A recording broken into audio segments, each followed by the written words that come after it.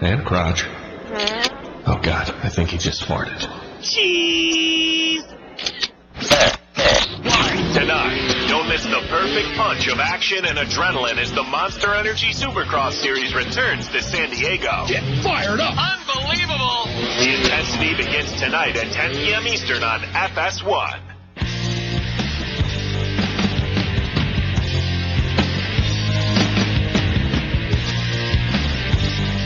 5 minutes along with you. What does it mean when Geico says just 15 minutes could save you 15% or more in car insurance? It means you probably should have gone to Geico.com 15 minutes ago. Let's check in on that big NFL game. Let's head to the sideline. It's the grind of the game with our Fox Football Saturday reporter. Kicking off the Divisional Playoff weekend, Seahawks at the Falcons. We go back out to Atlanta. Kevin Barnes is there. What's the latest, Kevin? Okay, guys, we got 1:59 to go in the first half. The Falcons have the ball on their own 36-yard line and a 12-10 lead over the Seahawks. They're facing a 2nd-and-10 situation.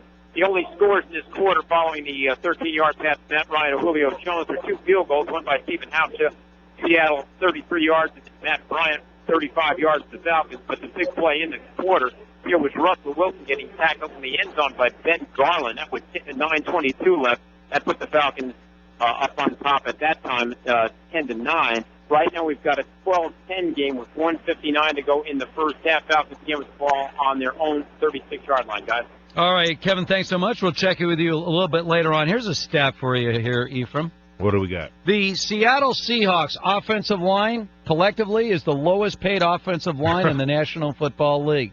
They spend less money on their offensive line than any other team in the NFL. No, that's just disgusting. I was going to say. That just makes now, me we always hear that, it starts with strength up front on both your offensive and defense, with your defensive lines.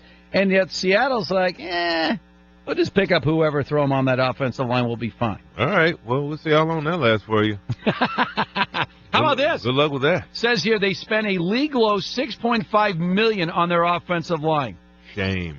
They should be ashamed of Cap value, $6.5 million. That's the lowest in the entire league. All right, so Atlanta. No wonder they right couldn't now. run the ball earlier this year. Oh man.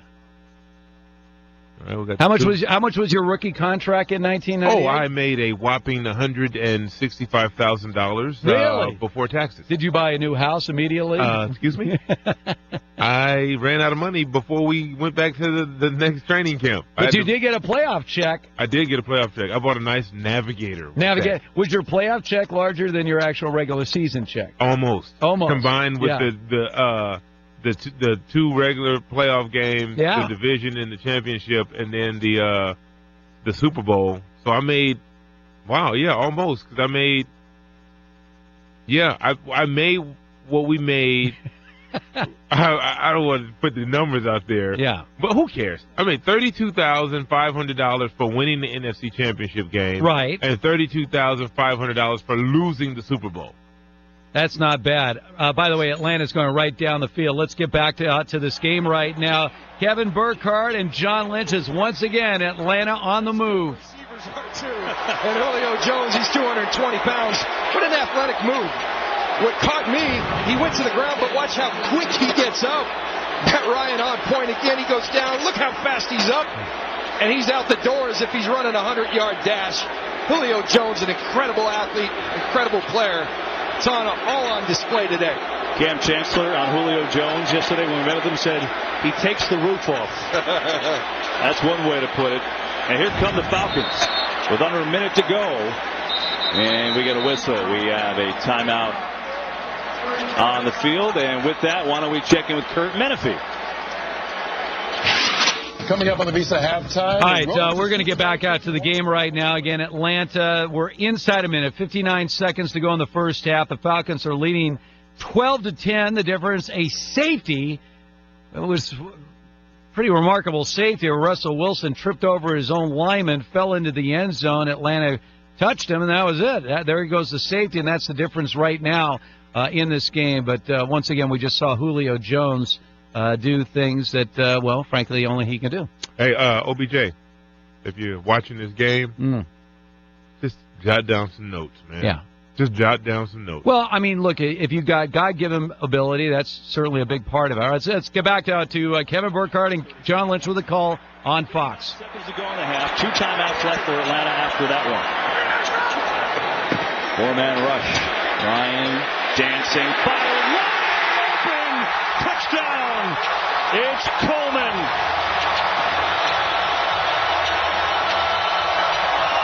Well, somebody got lost in coverage. LOB. Watch Matt Ryan. He get a little pressure inside. Take 2 shuffles to the left. Eyes downfield. Well, somebody just fell off of him. He was covered out of the backfield, Tevin Coleman, and then they just stopped covering him. Matt Ryan puts it right on the money, and that's that. So, pending the extra point, Atlanta will extend their lead up 18-10 right now with waiting for that extra point. That's a huge drive at the end of the first half for the Atlanta Falcons. Big drive. Because that place is rocking right now. Yeah, they steal the momentum back. It all started from that safety, and it's just continually going. That's how fast it can shift. Are they feeling the loss of Earl Thomas right now? The extra point is good, so it's 19-10. Atlanta, 53 seconds to go. How about these first half numbers right now for Matt Ryan? I think these are up to date. 15 of 20, 190 yards, 2 touchdowns, no picks. Ooh, looks like it's going to be a long day for that LOB back there. And, by the way, they're not running the ball. They only run the ball 8 times. Why run the ball? Why run the ball? I mean, when Matt Ryan is on fire. Matty Ice, right? That's what they call him. And he's got Gabriel, and he's got Jones, and he's got, guys coming out of the backfield. This is the Atlanta team that we've seen all season long. Came in leading the NFL this year, averaging almost 34 points during the regular season. All right, we'll continue from the Geico Fox Sports Radio studios. Throughout this divisional playoff weekend, a lot more coming up next. We are Fox.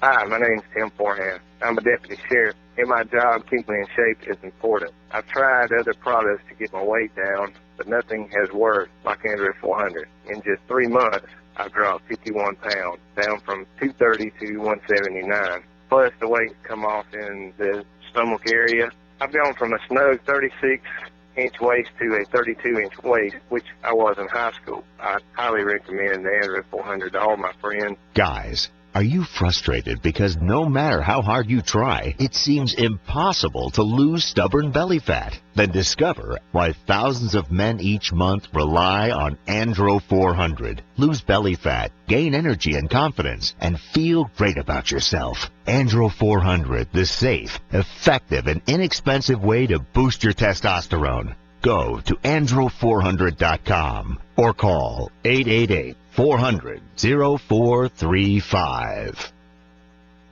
I'm Craig Walker here to thank you for a fantastic December, but I want you to know Buick and Walker Brothers want you to continue with great savings in January. Save $5,000 on a select 2016 all-wheel drive Buick Encore with leather, or try a select 2016 front-wheel drive Encore, Conquest, or Buick Loyalty 36-month, 36,000-mile sign-and-drive lease for just $224 a month. But hurry, both deals expire 1/16. Lease requires title and fees at inception. We'll give a little more, take a little less at Walker Brothers Buick Chevrolet. Walker, BROS.com or Route 99 Edinburgh. It's time to stop smoking once and for all by attending the next Mark Patrick Hypnosis Seminar in Erie. In just 2 hours, you could finally become a lifelong non-smoker, regardless of your past experience or how long you've been smoking. This program is designed so you could stop smoking without anxiety, irritability, or gaining any weight. For only $49.99, you could become a non-smoker through hypnosis on Wednesday, January 25th at the Hilton Garden Inn, 2225 Downs Drive from 8 to 10 p.m. Registration starts at 7:30 and seating is limited, so get there early to reserve your spot. My name is Ty, the marketing assistant here at Connoisseur Media, and I stopped smoking over 2 years ago using Mark Patrick Hypnosis. Try it. It can work for you. Almost everyone knows someone who has stopped smoking. Now that someone could be you. To learn more, visit markpatrickseminars.com. Attend the next Mark Patrick Hypnosis Seminar on Wednesday, January 25th at the Hilton Garden Inn, and use the power of hypnosis to stop smoking now. There's no better time than now to get behind the wheel of a new car at the 10th Annual Erie Auto Show, set for February 2nd through the 5th at the Bayfront Convention Center. Don't miss over 26 Erie County auto dealers showcasing their 2017 lines. Check out this year's special attraction, the replica of Bandit, the car from Smokey and the Bandit. It is the only time you'll see hundreds of vehicles under one roof at the best prices of the year. It's the Erie Auto Show at the Bayfront Convention Center. Stop by a participating local dealer for tickets and details. There are those who dedicate themselves to a sense of honor, to a life of courage, and a commitment to something greater than themselves. They have always defended this nation and each other. They still do. The few, the proud, the Marines. For those with mental or substance use disorders, what does recovery look like? It's a transformation. It's a supporting hand. It's new beginnings. When does recovery start? It starts when you ask for help and support. Join the Voices for Recovery. Speak up. Reach out. For confidential information on mental and substance use disorders, including prevention and treatment referral, call 1-800-662-HELP. Brought to you by the U.S. Department of Health and Human Services. Listen to this. This is Steve Gorman Sports. Steve Gorman Sports. Mark Cuban is a billionaire who really likes to win. However, the NBA refs would not agree with that assessment because he's been on them from the minute he got to the league. The NBA Referees Association, the union of refs, is now decided enough is enough. They went straight to Adam Silver in the league offices, and they sent some letters saying, hey, this has gone way off the charts. They've given example after example where Mark Cuban is calling refs by name and all sorts of things. I don't understand why the league just doesn't say it. It's the same thing for owners that it is for head coaches. You want to keep embarrassing me in front of, 18,000 people? Then you're going to get run just like I run, and then after your second and third ejection, then the suspensions come in and you're gone for 4 or 5 games. You can't hurt him in a wallet. You can hurt him in his front room, though. Steve Gorman Sports. That's a good way to cap it. Weekdays at 6 p.m. Eastern, 3 p.m. Pacific on Fox Sports Radio.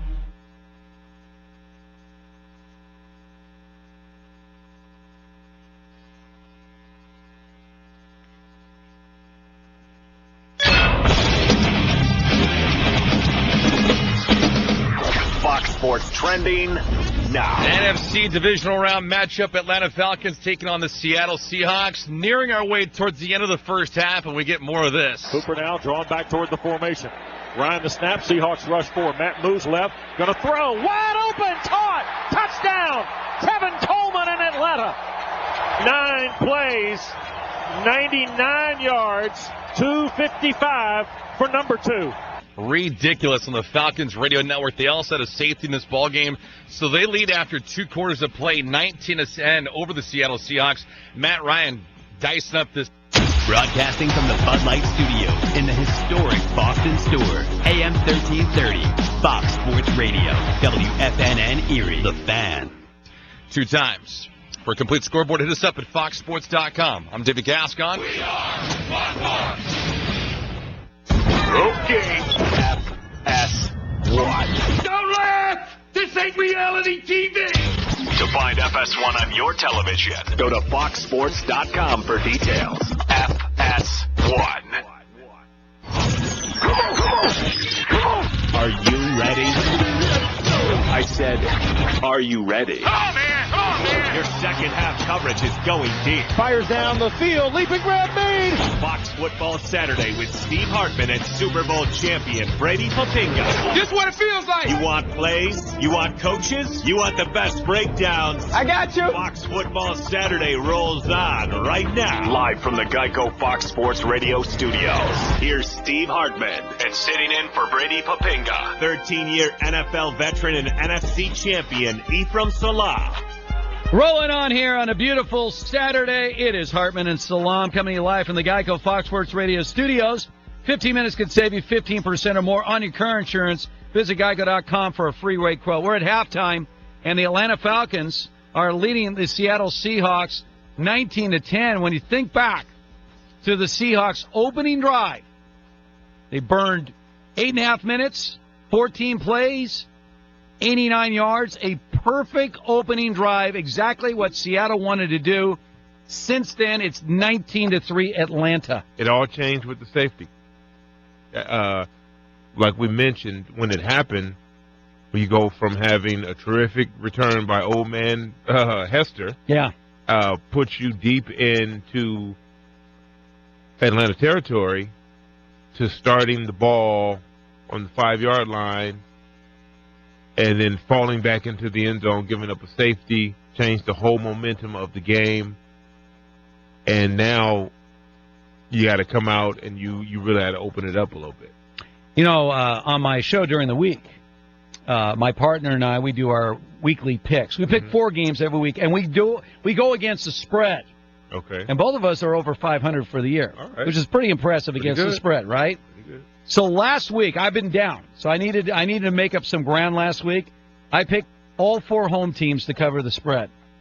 I was 4-0. Yeah. You know what I did this weekend? I picked all 4 home teams to cover the spread again. Okay. I did. Including Atlanta as a 4.5-point favorite. So right now I'm feeling pretty good. You are feeling good right now. And by the way, I'm not worried about New England in 16. I've picked them as a double-digit favorite all season long, and they've always covered. One thing about Belichick, he has no problem rolling it up. That's true. Yeah, they have no problem. Yeah. I want to get to something, and we're at halftime right now. We were just talking about during the break. And again, of course, the big news in the NFL this week was the San Diego Chargers. By the way, no team in NFL history had been in a city longer than the Chargers were in San Diego and moved. Not the Cleveland Browns, not the Baltimore Colts, not the Los Angeles Rams. No team had ever been in a city for 56 years and moved. So it's a bitter pill to swallow. It is. But the guy I want to talk about is Phillip Rivers. Phillip Rivers is a golly gee guy, and I've known Phillip since his rookie year. He is the exact same guy in 2017 that he was in 2004. He's the same guy. Just the way he conducts himself and bolo ties, the bolo tie, and he's a trash talker without cursing. He's very irritating to opposing players. Can really get under your skin. I've talked to many of his teammates. How does he do it without cursing? He goes, he knows what to say. All right? But Phillip Rivers is also, more than anything else, a family guy. Mm-hmm. He's 35 years old. He has 8 children. What? 8. No twins. He and his wife have been together for a long time, and they need separate bedrooms. 8 children. They need to sleep in separate rooms, okay? Yeah, when people say, like, Phillip Rivers is one of those guys totally consumed with football, not exactly. No, you can't be with 8 kids. So he has 8 children, most of them, maybe I think he might have 2 that are, maybe preschool, but they're all in school. Right. He has 3 years left on his contract. What do you do? Now, I went through this myself. I had a 9-month period when my 3 kids were very young, all 6 and younger, where I had to commute every day from San Diego to Los Angeles because we got moved to L.A., but I hadn't sold my home in San Diego yet. Mm-hmm. So 9 months. I drove 3 hours each way to do a 3-hour radio show. I tried to take the train, but every once in a while the train, not the most reliable. They would say, well, we got mechanical problems. I go, that's great. Now how do I get to where I am there? I'm just trying to think of his options right now. And the other thing about Phillip Rivers is this. You are the face of that franchise. Now, when you're the face of the franchise in San Diego where there's the Padres, the Aztecs. I mean, there's no competition. You're not competing. The Chargers are top of the mountain by far in San Diego. But in L.A., where you're competing against all these teams, you need to get Phillip Rivers out there. You know, if L.A. doesn't really have a feeling for San Diego, you'll like Phillip Rivers. Yeah. He's a very likable guy. But it also means there's going to be a lot of demand on his time from a PR standpoint to get out there. Now, how does he handle this? Is he going to move his wife and 8 children for a 3-year run in L.A. before he may retire because he's really hinting in that direction? What do you do? Whatever he chooses, it's the wrong choice. It is. Yeah. And it's sad to say, but the strain it places on players and their families when any type of move is happening, it's just like if you are in the middle of a season and you're called up to the front office and they say, hey, we just traded you to, Green Bay. Right. And you're like, what? Wait, what? I'm with my wife and my kids. They're here. They're in school. What do you do as a player? Do you pick everybody up? Do you move them to Green Bay for uncertainty? Or do you just go and we only get one day off a week? That's Tuesday. Right. I mean, he could. Right. But I mean, obviously, so what do you do? He is a family guy through and through. You don't have 8 kids if you're not a family guy, right? You do so, not. One wife, 8 kids. I mean, he's that guy. So I know, and he's had a couple interviews over the last couple of days. His head is swimming. The words can't even come out of his mouth. I mean, he's all over the place. He doesn't know what to think. And my warning to him is this. You have no idea what the difference between Los Angeles and San Diego. Now, I'm an L.A. guy. I've been in San Diego. I know the two markets. And I tell people all the time, when I'm in San Diego, I'm San Diego Steve Hartman. When I'm in L.A., I'm in L.A. Steve Hartman. There's two different things. It's a completely different mentality. When you're in San Diego, you're Steve. When you're out here, you're Stevie. I mean, I'm Stevie, they are baby. Two entirely different worlds. Yeah, completely and for different. The outside looking in, people just think Southern California is one big. No, it is not. It's nothing like Los Angeles. Different. So, Rivers, and then you get the young guys. Now, when I joined the L.A. Raiders in 1984, they had just come down from Oakland. They had just won the Super Bowl in L.A. It didn't take long for L.A. to swallow the Raiders. Because when you win a Super Bowl and you got star players, it didn't take long for those Raider players to go Hollywood. Oh, of course, And then they went from Super Bowl to barely making the playoffs to gone. Just like that. It could be a bit much out here. When you have young players. Now, Phillip Rivers, he's going to be home with his family every chance. Yes. But you start bringing out those 23-year-olds, and they got all that cash in their pocket. A lot to do out here. Hollywood is calling, and the club scene. Here, I mean, you're saying, just from a club scene, San Diego versus home of the LA. Instagram model out here, baby. Woof.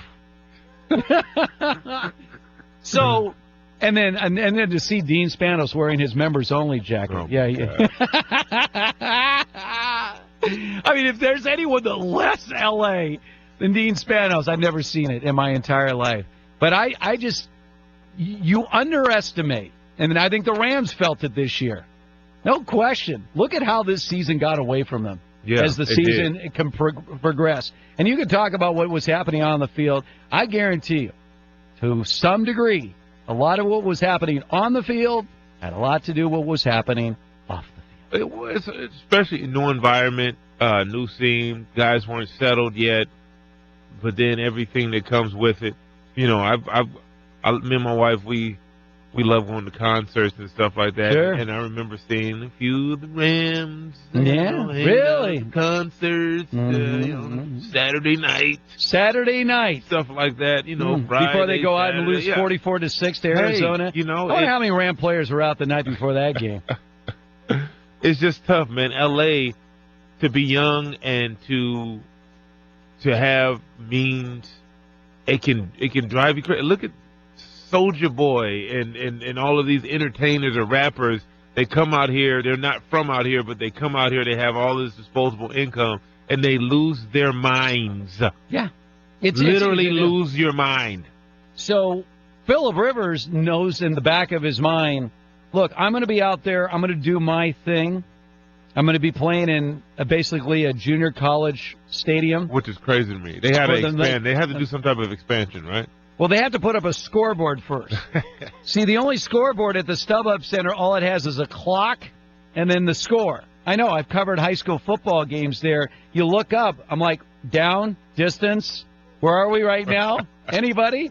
5 minutes left in the game. Great. Fortunately, I was on the field. I don't think they really thought this thing out. The only thing they thought out, this is going to be one of the great cash grabs of all time. And that's just what it came down to, an absolute cash grab by Dean Spanos and the Spanos family. I can only pray for San Diego Charger fans that they sell the team to someone that is wise enough to get out of L.A. and go right back to San Diego. Not gonna happen.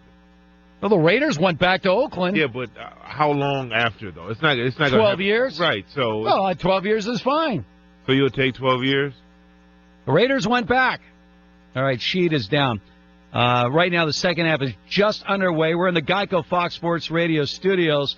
We'll have more on the Houston Texans New England Patriots game. Is this going to be as laughable as some people think? We'll break it down coming up next. 32. Everyone is listening. From Manziel charging 50 bones for a selfie to the Chargers moving to L.A. Chargers! When it affects you. Well, all I know is that the San Diego Chargers are dead. We talk about it here. And this is blatant criminal activity on Fox Sports Radio. With TrueCar, you can see what others in your area have paid for the car that you want. And that's something that should give you a whole lot of confidence when you're ready to buy. But you know what? There's more to buying a car than just getting a fair price. There's the actual buying part. And if you want to enjoy a process that's fast and easy, you have to go to TrueCar Certified Dealer. There are over 11,000 certified dealers across the country, and they're there to help you find the car that you want. In fact, you can connect with a TrueCar certified dealer and get on the same page before you ever get to the dealership. That makes things really easy when you show up. And it's a big reason why TrueCar customers are more likely to enjoy a faster buying process when they connect with TrueCar certified dealers. When you're ready to buy a new or used car, visit TrueCar.com or download the TrueCar app to enjoy a better car buying experience. Some features not available in all states. Message and data rates may apply. If you're considering going back to school, ask yourself the following questions.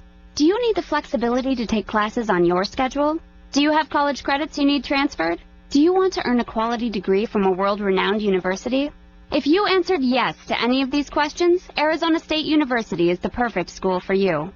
Arizona State University offers over 100 highly ranked degree programs 100% online. You'll earn the same degree as you would on campus from wherever you are on your schedule. Plus, ASU Online accepts most transfer credits. For information, text the word TALK to 35517. Learn for yourself why the Wall Street Journal ranks ASU 5th in the nation for producing the best qualified graduates, and why 90% of ASU grads are recruited within 90 days of graduation. Learn to grow, learn to succeed, and learn to thrive at Arizona State University. To learn more about ASU online degrees, text TALK to 35517. Again, that's TALK to 35517. The Yankee Honda, where they treat every customer as though you're a member of their family. Visit them at 8430 Peach Street, Erie, or 24 hours a day, 7 days a week at Erie Seawolves, Notre Dame football, Erie Otters, Bayhawks basketball, the Sports Blitz, the best sports radio in Erie, Fox Sports Radio, AM 1330, The Fan.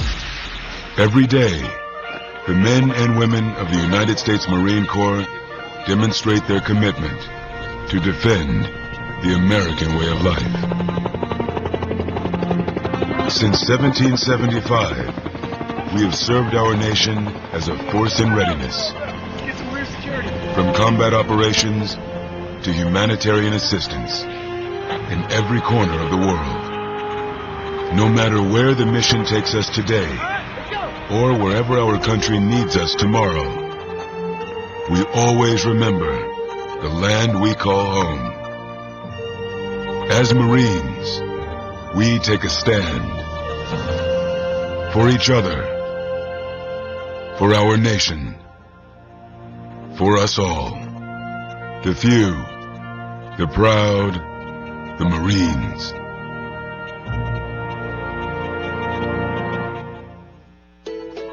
How was your day? What did you do in school? I'm Mike Crusty, president of the Pennsylvania State Education Association, and these two simple questions can encourage learning in your home. Showing interest and asking about the school day can help motivate your children and keep them excited about learning. So stay involved, stay curious, and ask specific questions. Student success involves the whole family. Be sure to take the opportunity during daily conversations to talk with your children about what they're learning. Help set academic goals and discuss a plan of action to meet those goals. Whether it's improving on weekly spelling tests or allowing enough time to eat breakfast every day before school. Every small step taken helps build momentum to academic success. Great public schools are a basic right for every student. A message from the Pennsylvania State Education Association. They came from every corner of the country, from small towns and big cities. But they all shared one thing in common. They belonged to a family called Marines, a tough and determined few dedicated to protecting everything we hold sacred. And still, they come. Celebrate the history of those proud few who have earned the title Marine.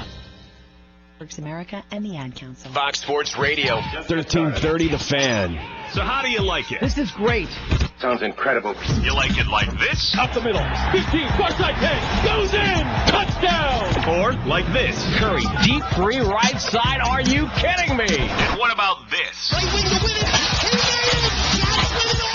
Whatever it is that you like, we've got it covered. Here we go.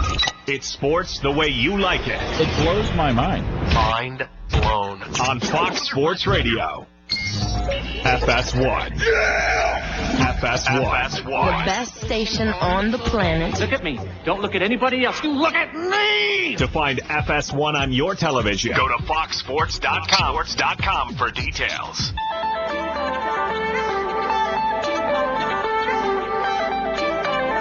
Hartman and Salam with you. What does it mean when Geico says just 15 minutes could save you 15% or more on car insurance? It means you probably should have gone to geico.com 15 minutes ago. Let's check in on a big NFL game right now. Let's head to the sideline. It's the grind of the game. With our Fox Football Saturday reporter. Seahawks at the Falcons. Let's head back out to Atlanta. Kevin Barnes is there. What's the latest, Kevin?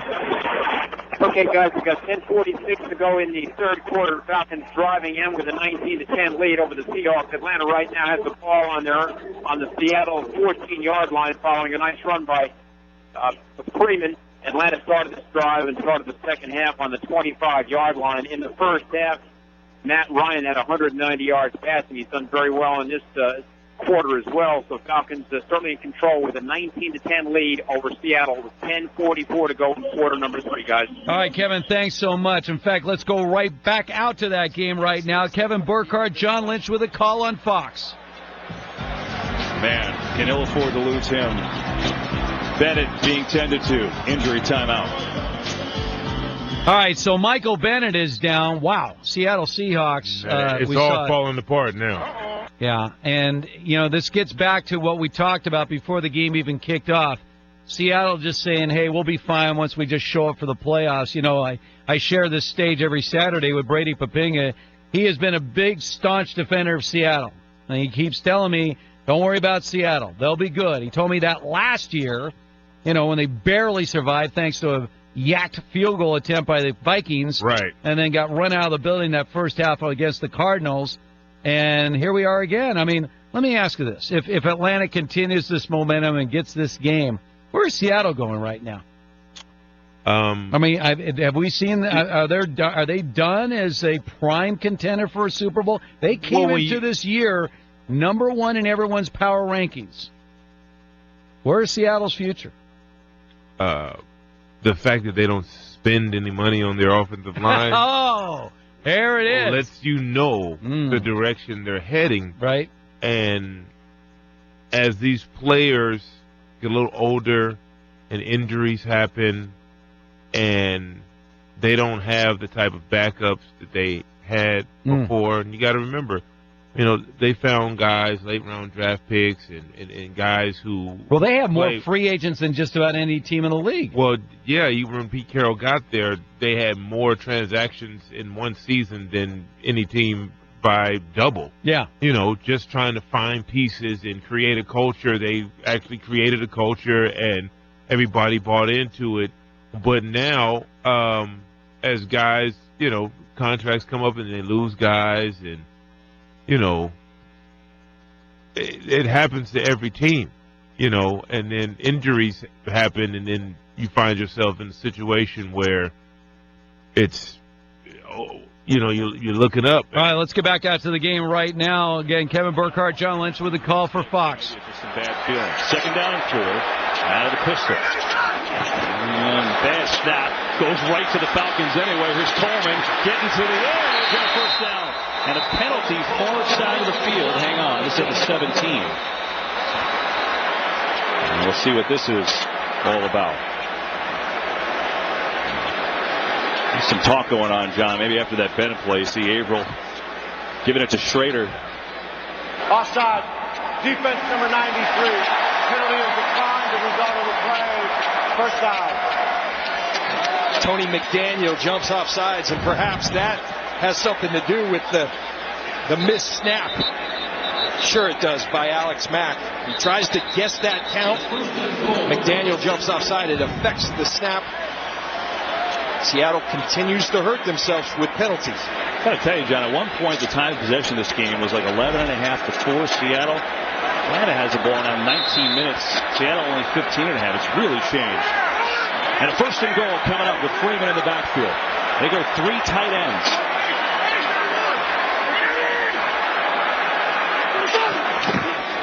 Freeman, good touch. Devontae Freeman still going.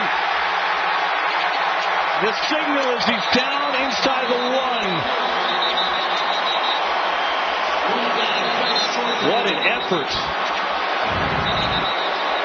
Watch at the end of this play. Does the ball come out? That knee's down. He's got the ball. That will stay Atlanta's ball. 2nd and goal, Atlanta. We'll have Mike Pereira look at it just behind us, see if he agrees. Knees down there. Left knee down. Nothing to show that ball's loose. The question is, does the ball touch the goal line there? I mean, does he cross the plane? Now, the ball's down, his knee's down, and where's the ball at that point? That's what I mean, yeah. The one thing I'm starting to really see, Kevin, this defense badly misses Earl Thomas. Another missed tackle by Stephen Terrell there. They're exposing the fact that Earl Thomas is not in the game. Mike Pereira says good call. 2nd and goal it is. Freeman again slips up, surging forward. Touchdown. And there you have it. Well, there it is. Atlanta taking full control of this game right now as they have scored again 10 minutes to go in the 3rd quarter, extending their lead to 25-10 with the extra point pending. And this game, seriously, has been all Atlanta. After that Seattle opening drive where they rattled off, we said how important it was for Seattle to get that kind of drive, 14 plays, 89 yards, 8.5 minutes, burning clock, keeping that Atlanta offense off the field. But this Falcon offense led the NFL in scoring, almost 34 points a game. The Seattle defense is a shadow of what it used to be based on what they're showing right now on the field. So I think a lot of people have looked at Atlanta, overlooked Atlanta. If they go on to win this game, they will either be hosting Green Bay or they will be on the road against the Dallas Cowboys. Is it possible that this will be the first Atlanta Falcon team to make the Super Bowl since your rookie season? I hope so. I'm pulling for it. And that means I get to go out there and hang out. Will you be wearing your Falcon jersey? And, down there in Houston. Dust out the old NFC Championship ring. I mean, I hope so, because the one knock on Matt Ryan and the Falcons were, they fooled a lot of people during the regular season for a few years. 1-4 in the playoffs before this. As soon as you get to the playoffs, they fall apart. So they look good today, I'll tell you that much. They look great today, defensively and offensively. They look great. Great ball control. Matt Ryan, 18 for 25, 2 touchdowns. Run the ball at 69 yards on the ground. How about this? Total yards right now, Atlanta 286, Seattle 145. This has been total domination. How about this? How about time of possession? So Seattle had the ball 8.5 minutes to start the game, and yet Atlanta leads time of possession 20.5 minutes to 15.5. That means they've only had the ball 7 minutes, Seattle, since that opening drive. That's crazy stuff. So should we start taking the Falcons seriously right now? I believe so. I believe so. Now, for you, as a rookie in the city of Atlanta, what was that? What was that build-up before you guys headed out to Miami? What was the celebration going on when you guys came back as NFC champions? Man, it was unreal. Yeah. We literally shut the city down. We couldn't go anywhere. Like, we couldn't go into the mall. Like, we went to the mall, and they had to shut the mall down. It was that big of a deal. It was people everywhere. We were like the Beatles. Jamal Anderson was like Paul McCartney. Seriously, like, it was one of the greatest one-year wonders in the history of the NFL. Unfortunately. Yeah. I mean, he had it clicking that year. And by the way, he went to high school at my rival high school, El Camino High, right out here in the valley. Yeah, he had it clicking, man. Tremendous talent. The thing I love about Jamal was he stayed in the game. Yeah. Took every carry. I refused. He had over 400 carries that year. I know. 400. Yeah. That's ridiculous. 403 carries or so, 10 carries or something like that. He broke the record. Yeah. Held by Larry James Wilder. No, it was James Wilder. Yes. I think it was was it 410? I think it was. Let me look that one up. I think it was 410. You know me and stats. Yeah, but he never came out of the game. And when I, went to other teams and saw running backs have good runs, and then they came out of the game, I was like, "What are you doing?" I was like, "Oh, I just need a break." I just wasn't used to. There it is, 410. Yeah, 410 carries. His knees paid Actually, he had 3 other 1,000-yard years, but yeah, that year was special. You see, the next year he had 19 carries and blew his knee out. Yeah, but then he came right back with a 1,000-yard year. Although and then the next year blew his other knee out. Right, and then that was it. But it was great. I mean, late round draft pick as well. And he came and he did a remarkable job that year, and the city was just unbelievable. I want to ask you, the Hall of Fame's coming up. Obviously, they're going to be voting on it, and I'm really praying that Don Coryell finally gets his due. Air Coryell, come on. He came very close last year, and the odds are he is going to make it. Of course, he passed away back in 2010. It's going to be talk about a dynamic, because LT is going to be a first ballot Hall of Famer. Absolutely. So you could have LaDainian Tomlinson and Don Coryell. Coryell, who was fired by Dean Spanos. Actually, his father, Alex Spanos, fired him. And LaDainian Tomlinson, who was shoved out the door by the Chargers. He was so upset that when he went to the Jets, he got a Jets tattoo on his ankle. I don't think Dean Spanos will be welcome at the Hall of Fame ceremonies this year. That would not be a good idea. I actually plan on making the trip. Oh, okay. I've actually been to 2 Hall of Fame ceremonies. I was there for Howie Long back in 2000 and Marcus Allen in 2003. It's a lot of fun. Have you ever been to the Hall of Fame ceremonies? No. You need to go. I do need to go. You need to go. Maybe we'll go together. Come on, we'll do a road trip, man. Like share a room or something? Like can we get bunk beds? Sure, why not? Why not? All right, we're in the Geico Fox Sports Radio studios. Before this gets too strange, here's what's trending. Too late for that, I guess. Seahawks and Falcons, NFC Divisional Round matchup. It was Seattle early, and all of a sudden Atlanta's put their foot on the collective throats of the Seahawks. 2nd and goal at the 1. Seattle trying to get guys lined up here. Ryan's got DeMarco and Freeman. Here's Matt, hands to Devontae, dives. Did he get in? Yes! Touchdown Atlanta! It's the latest score of the ball game on the Falcons radio network. They haven't used Freeman too much in this affair. He's got 9 carries for 27 yards, but passing-wise, it's all Matt Ryan. 18 of 25, 221 yards passing, 2 TDs. He's been sacked once. Atlanta leads midway through the third quarter, 26-10. Seahawks trying to make a game of it right now. They're at their own 31-yard line. In the NBA, Lakers got smacked around by the LA Clippers, 113-97. DeAndre Jordan, 24 points and 21 rebounds in the victory. I'm David Gascon. We are Foghorn. 3, 2, 1. You may need some time away. Whoa! But never from Colin Cowherd. The Herd. Weekdays noon Eastern, 9 a.m. Pacific on FS1. The Herd. Catch The Herd on FS1.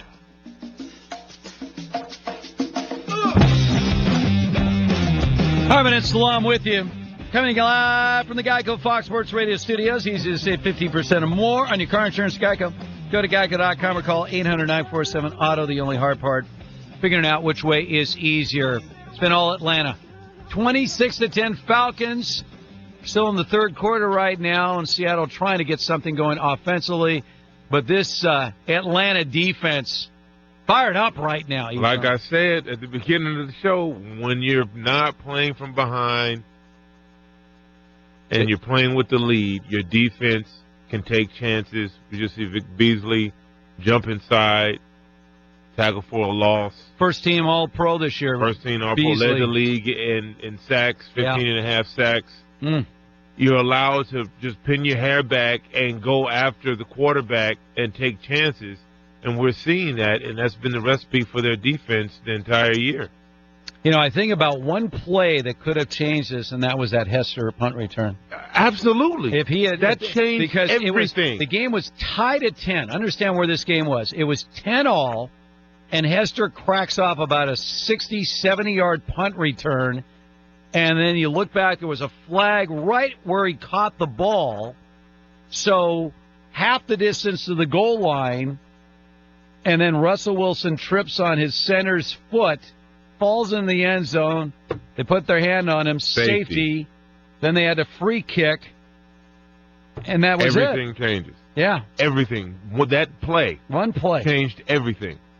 Unbelievable. Wow. That's the nature of this Welcome game. to football, baby. Welcome to the NFL. I want to go back just briefly on the Hall of Fame. The reason I brought up the Hall of Fame was your coach that year in Atlanta when you guys went to the Super Bowl, Dan Reeves. Bud Grant went to 4 Super Bowls as the coach of the Minnesota Vikings, lost them all. He's in the Hall of Fame. Marv Levy went to 4 Super Bowls with the Buffalo Bills, lost them all. He's in the Hall of Fame. Dan Reeves went to 4 Super Bowls, 3 with the Broncos, 1 with the Falcons, lost them all, and he hasn't even gotten a sniff. He hadn't even made the semifinal list. Wow. So when you played for him, players talk. You know what you've been around a long time. He had success with the Giants as well. Did you think of him in terms of that level of coach? Well, for me, that was my first NFL head coach. He was a great coach to me. Because of the success we had. But when, the next year, when there was some things that we didn't address in terms of free agency and draft picks, and we pretty much had the same team. We didn't have a second running back, or we never addressed that situation. So when we lost somebody like Jamal Anderson early in that season, and then Chris Chandler got hurt, and it just fell apart fast. It fell apart fast, and that's not to say anything about Dan Reeves or anything. He was a great coach, and remember he had a heart surgery that year, and Rich Brooks took over the job. Who was our defensive coordinator, took over the head coaching job for a couple of weeks, but Dan Reeves was a good coach. He was an old school, hard-nosed coach, but he also was a player's coach. He allowed us to have fun. He had a good relationship with the players, especially the veteran players. So with the success he's had throughout his coaching tenure, he should be considered for the Hall of Fame. 7 of his last 9 years with the Giants and Falcons were losing seasons, unfortunately. The 98 season, obviously, a breakthrough. 2002, the Falcons were 9-6-1. But, he and Jeff Fisher are the losingest coaches. They share the record of 165 losses in NFL history. All right, let's get back out to the game right now. Seattle trying to get right back in it. Kevin Burkhardt, John Lynch with the call for Fox. Probably just giving a little bit of a break. 2nd and 10. Wilson, near side, it's Graham who makes the catch. Haven't heard his name in a while since that touchdown for Jimmy Graham. Just his 3rd catch today. One of the patterns when this offensive line has struggled this year, One of the reasons Jimmy Graham hasn't been as involved in each and every game, he's had to stay in and chip and block. I don't think you can do that. Have someone else block. He's too valuable as a pass catcher down the field. Seahawks 3 of 6 on third down. Beasley's back in the game, number 44 for Atlanta. Seattle needs to get to the 19. Wilson, pressure, runs away. Beautiful pass to Collins for a first down. Oh, Russell Wilson on that play. You really put a defense in a predicament when you have this kind of mobility. Watch Deion Jones. He's covering Alex Collins. But he sees Russell Wilson. Now he's in a conundrum. Which one do I do? Made the wrong choice. He came after the quarterback. I mean, Ken Oxley. And I guess you're darned if you do, you're darned if you don't. He does use his speed to go rally him, but that's the pressure a mobile quarterback puts on him. But Dan Quinn talked about it. He said, it doesn't matter. You can have somebody spying Wilson. You have to run. Now, he's fast. The penalty is giving Seattle right. On first down, the quick hitter, Richardson, looking for a block. And he's inside the 10. Jones and Wheeler were there. Seahawks can get a first down to the 2. We talked about this is where, even though Atlanta's defense had been better in a lot of areas, especially of late red zone, they've just been terrible all year. And if you're Seattle, listen, it's not absolutely critical, but in my mind, you better score a touchdown here. This offense for Atlanta is really hard to stop right now. They've gotten going, so you got to match them with touchdowns. You can't have them scoring touchdowns, you getting field goals.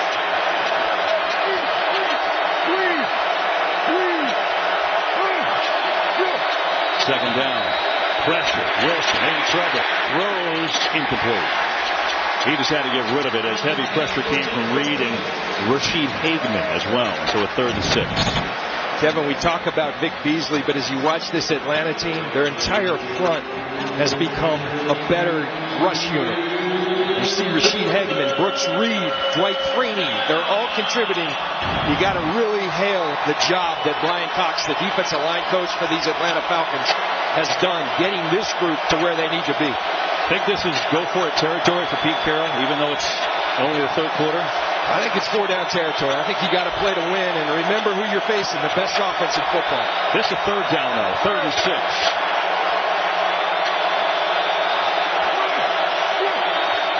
Wilson steps up, thinking about running, going to fling it end zone high, incomplete. He had a couple of guys there, Baldwin and Graham, but he missed it both, and now a 4th down, and they will try for a field goal. You see Russell Wilson, he had Doug Baldwin wide open. Doug Baldwin's going to uncover as the Babineau comes up. It's just a high throw by Russell Wilson. See him find the soft spot. Remember, you got to cover him forever. He's there. It's just a high throw. Let me qualify what I said. I think if you've got some yards, it's 4-down territory. 4th and 6, I don't think it's a wise choice. Yeah, it's a tough make. So 26-yarder by Hauschka is up and good. That ends the streak of 19. All right, so that was, he was open. He had Baldwin open there. He just missed him. Well, and one of the problems, again, for Russell Wilson, we talk about when you're a 5'11" or 6-foot quarterback, there was a defender in between, and I always go back to that throw in the Super Bowl. New England jumped it and was great. Right. But that throw was high. It was a high throw. And, of course, it's a high throw when you have a quarterback that's 5'11". If you have a quarterback that's 6'6", he ain't throwing high. He's going to throw the ball down. Right. So there is a difference. Yeah, of course it's a difference. But, talent supersedes height. And that's why Wilson's been so successful. Right. But there are certain plays where height plays in. And that was a perfect example there. He's got to throw the ball high. Right. Because there's a defender in front of him, between him and an open receiver. What's really evident is that lack of money that they're spending on their offensive line. See, I mentioned this to you, and now you can't get that out of your mind. Yeah, because now I'm really paying attention. I'm really paying attention to see what's going on. And every play, he's under duress. Yes. They're not doing it. Seattle's had a weak link in that offensive line, but still, They're trying to get back in the game again. 26-13 now, Atlanta. The big question is, can Seattle find a way to slow down this Falcons attack, which is on fire with Matt Ryan as their trigger guy? We're in the Geico Fox Sports Radio studios. Much more on this game, much more on tomorrow's games. Coming up next. Ladies and gentlemen, when your football game is on, you need a social media hoe. Right in his mouth. So follow us all on Twitter at Fox Sports Radio. What is that? That's at Fox Sports Radio, your social media hoe. Way to go, baby. We are Fox Sports. When things come out of left field, having a game plan makes all the difference. Luckily, Farmers Insurance has been helping people cover their bases for more than 88 years, and they can help you too. Talk with an agent today so you can see if your coverage is ready for whatever curveballs may come your way. At Farmers, we know a thing or two because we've seen a thing or two. Put our experience into play at farmers.com. We are farmers. Bum, ba, bum, bum, bum, bum. Respect for the job you do. Is that too much to ask for? Not for truck drivers at Schneider. As a driver, you work hard moving the economy. At Schneider, we treat you fair. Respectable pay, quality equipment, home time that works for you and your family. Start fresh in 2017 with a company that's respected the hard work drivers do since 1935. Search your zip code now at SchneiderJobs.com. SCHNEIDER jobs.com. If you're struggling with weight and frustrated with dieting each and every year, Mark Patrick Hypnosis can help. Join the over 500,000 people who have attended Mark Patrick Hypnosis programs with weight loss results. Mark Patrick Hypnosis will be in Erie on Wednesday, January 25th, so make that New Year's resolution a reality. So my goal is to lose 30, so I lost, actually more than I ever thought I would. I can exercise. I am happy with myself. I'm happy with others. But it just changed my life totally around. It was just my last ray of hope. As of today, have already lost 48 pounds. I've lost about 32 pounds. For only $49.99, lose all the weight you want, 100% guaranteed, on Wednesday, January 25th at the Hilton Garden Inn, Downs Drive, from 5:30 until 7:30. Registration begins at 5 p.m. Attend this program and find out how the power of hypnosis can help you achieve your weight loss goals. There's limited seating, so get there early. To learn more, visit markpatrickseminars.com. There's no better time than now to get behind the wheel of a new car at the 10th Annual Erie Auto Show, set for February 2nd through the 5th at the Bayfront Convention Center. Don't miss over 26 Erie County auto dealers showcasing their 2017 lines. Check out this year's special attraction, the replica of Bandit, the car from Smokey and the Bandit. It is the only time you'll see hundreds of vehicles under one roof at the best prices of the year. It's the Erie Auto Show at the Bayfront Convention Center. Stop by a participating local dealer for tickets and details. Corporal John Vale was on patrol when his truck flipped. I realized I can't move my legs. When John arrived at the VA, Paralyzed Veterans of America was there to advocate for him and help John with his claim. PVA has helped hundreds of thousands of veterans get the care and benefits they've earned, and their service is free. If you need help with a claim or just navigating the system, contact us at pva.org. 160,000 kids stay home from school every day for the same reason: bullying. This is Mike Crossie, president of the Pennsylvania State Education Association. Bullying impacts nearly 1/3 of all students every year. But parents, educators, and concerned adults can make a difference. It takes just one caring adult to intervene and help stop the bullying. Victims need an adult that will listen, will stand up for them, and most importantly, show them they are not alone. Bullying and cyberbullying have far-reaching effects, from a decline in academic performance to physical illness, depression, or worse. Help us create a safe, bully-free learning environment for all students in Pennsylvania. One caring adult can make all the difference. Take the pledge to be that adult at NEA.org/bully-free. A message from the Pennsylvania State Education Association.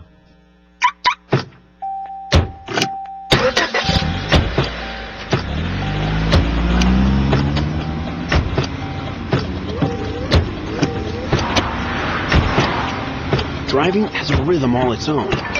Don't wreck it with a text. Or Before you get behind the wheel, silence your phone. Or better yet, designate a texter. For more text-free driving tips, visit StopTextStopWrecks.org. Brought to you by the Ad Council and the National Highway Traffic Safety Administration. Statistics. So the best thing you can do is just prepare for the inevitable. Right, which is why I thought maybe it would be smart to take control of my finances. You know, start using a budget, get out of debt, set some retirement goals. Budgets? Debt? You watch your mouth. Retirement shouldn't be a goal for us. It should be a way of life. When it comes to financial stability, don't get left behind. Get tools and tips for saving at feedthepig.org. This message brought to you by the American Institute of CPAs and the Ad Council. This is Fox Sports Radio, AM 1330, The Fan. Right? Exactly. There's no need to go crazy. Done deal. Love it. My takeaway is just podcast it. It's real easy. Sounds incredible. Go to FoxSportsRadio.com. FoxSportsRadio.com. Click listen, then click podcast. Now let's fire this baby up. All of your favorite shows are just a click away. It's time for Erie Otters Hockey on Fox Sports Radio, AM 1330, WFNN Erie. Now let's go to the ice with Aaron Cooney.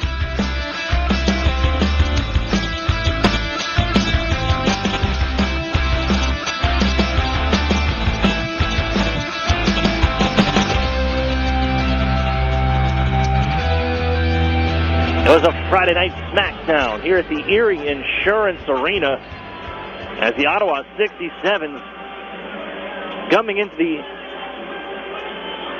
confines of the Erie Otters home building here in Erie, Pennsylvania. And I'm probably sure looking back, they would have preferred just to have skipped the trip altogether. The Otters now serving up lunch and then eating Ottawa's as well. And the start of the first period, as Erie led 1-0 after one on Carson Edwardson's second goal of the season at 8:06. What seemed close and maybe a defensive struggle, just 8 shots on goal in the first period. Well, it busted wide open as the Otters poured on 6 in the second period. Their highest goal output in a period on the season. Let's run you through it. Ivan Ladia on the power play at 1:46. Kyle Pettit with the first of 2 at 4:24. And 2 minutes later, Taylor Radish shorthanded at 7:59. Kyle Pettit once again. Dylan Strome with his 300th career OHL point at 12:16. His goal made it 6-0. And then another one at 19:29. Warren Fogle on the back door makes it 7-0 with just 31 seconds left in the second as the Otters went ahead 7-0. Ivan Lodnia would add an extra one for good measure, skating 4-on-4. But the Ottawa 67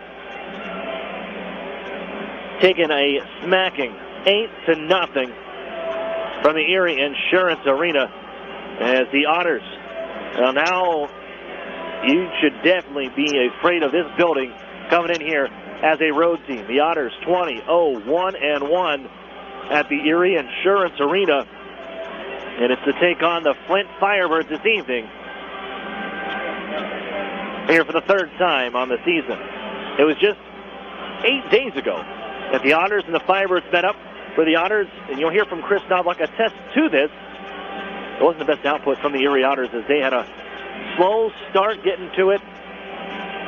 And Troy Timpano stealing the game on that night. As the Otters needed overtime to steal 2 points. Timpano stopping 30 of 33, and Darren Radish scoring the overtime winner as the Otters took the game 4-3. Tonight, it's the Otters holding home ice, and despite both games that they've played previously, Firebirds have led after one period. The Otters will look to avenge their first in a period that they've had some tough times here in recent memory. Hello, everyone. Aaron Cooney with you. It's the Erie Federal Credit Union pregame show. We're going to preview tonight's matchup. We'll look at our lineups, and we'll catch up with Erie Otters rookie Carson Edwardson. All that after this on Fox Sports Radio 1330, The Fan. Hey, who knew Gus, the second most famous groundhog in Pennsylvania, could play hockey? Well, I have to do something in the winter. And Joel's game winner was a 1 in a million shot. Like All the Money Millionaire edition. Yeah, the new game from the Pennsylvania Lottery with top prizes of $1 million. It's a real game changer. Keep on scratching. Players must be 18 or older. Please play responsibly. Benefits older Pennsylvanians every day. So we had just moved here from out of state when the phone rang and this nice woman introduced herself as our healthcare concierge. She wanted to welcome us to her new health plan. I thought, well, this is something nice. But then she took the time to find us a family doctor near our new home, and I thought, no, this is something different. Customer service, unlike anything you'd expect. UPMC Health Plan.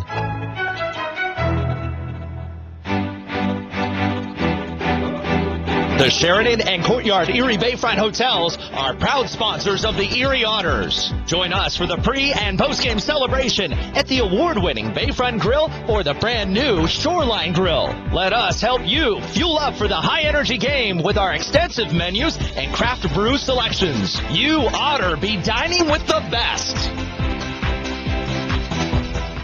Crossover utility vehicles, called CUVs, are more popular than ever, and there are too many to choose from. If you compare them closely, however, you'll know why we believe that only one CUV offers the most and costs the least. It's the 2017 Mitsubishi Outlander Sport CUV, and you'll find it in this region only at Interstate Mitsubishi. The Sport is now $19,990 or $239 a month, and that's with all-wheel control.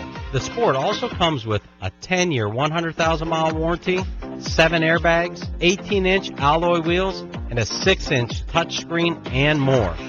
If you like CUVs, please compare the Outlander Sport with all-wheel control for $19,990 at Interstate Mitsubishi, 1/2 mile south of the Mill Creek Mall on Route 99. Special pricing includes dealer APR cash, which requires financing through dealer indirect lending program. Lease figured at Tier S approval and was prior to tax, title, license, and dock fees. First month payment due with signing based on $23,390 MSRP. All the exciting action of OHL hockey. The Erie Otters On Fox Sports Radio, 1330, The Fan.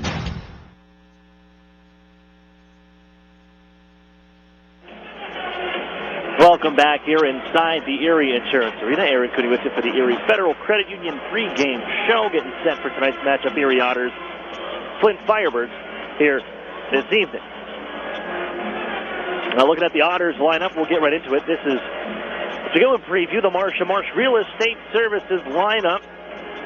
Troy Timpano getting the start. He's back between the pipes, 25, 4, 0-0, 2 shutouts, a 2.46 goals against average, and a .906 save percentage. Scratches for Erie include number 20, Josh Wayman, number 21, Patrick Fellows, and one of number 3, Ryan Martin, or number 49, Cameron Lazat. Ryan Martin did not see him out there for warm-ups, so I'm assuming he's the scratch, and Cameron Lazat will be on the blue line with Jordan Sandbrook. As we look at our UPMC injury report, Patrick Fellows, the only one on there. Upper body injury for Patrick Fellows, as he has been on the lineup. Missed his first game last night against the Ottawa 67s. Injured in the game against Kitchener in a collision in the end board. But we're still awaiting the results from his doctor visit. And hopefully Patrick Fellows can rejoin the Erie Otters very, very soon. Otters on home ice, averaging 5.45 goals against average. That leads the league in a plus 78 goal differential at the Erie Insurance Arena, which is ridiculous. Let's look at the Flint Firebirds. Garrett Forrest will start. 6-9-1-0, 1 shutout, a 3.52 goals against average.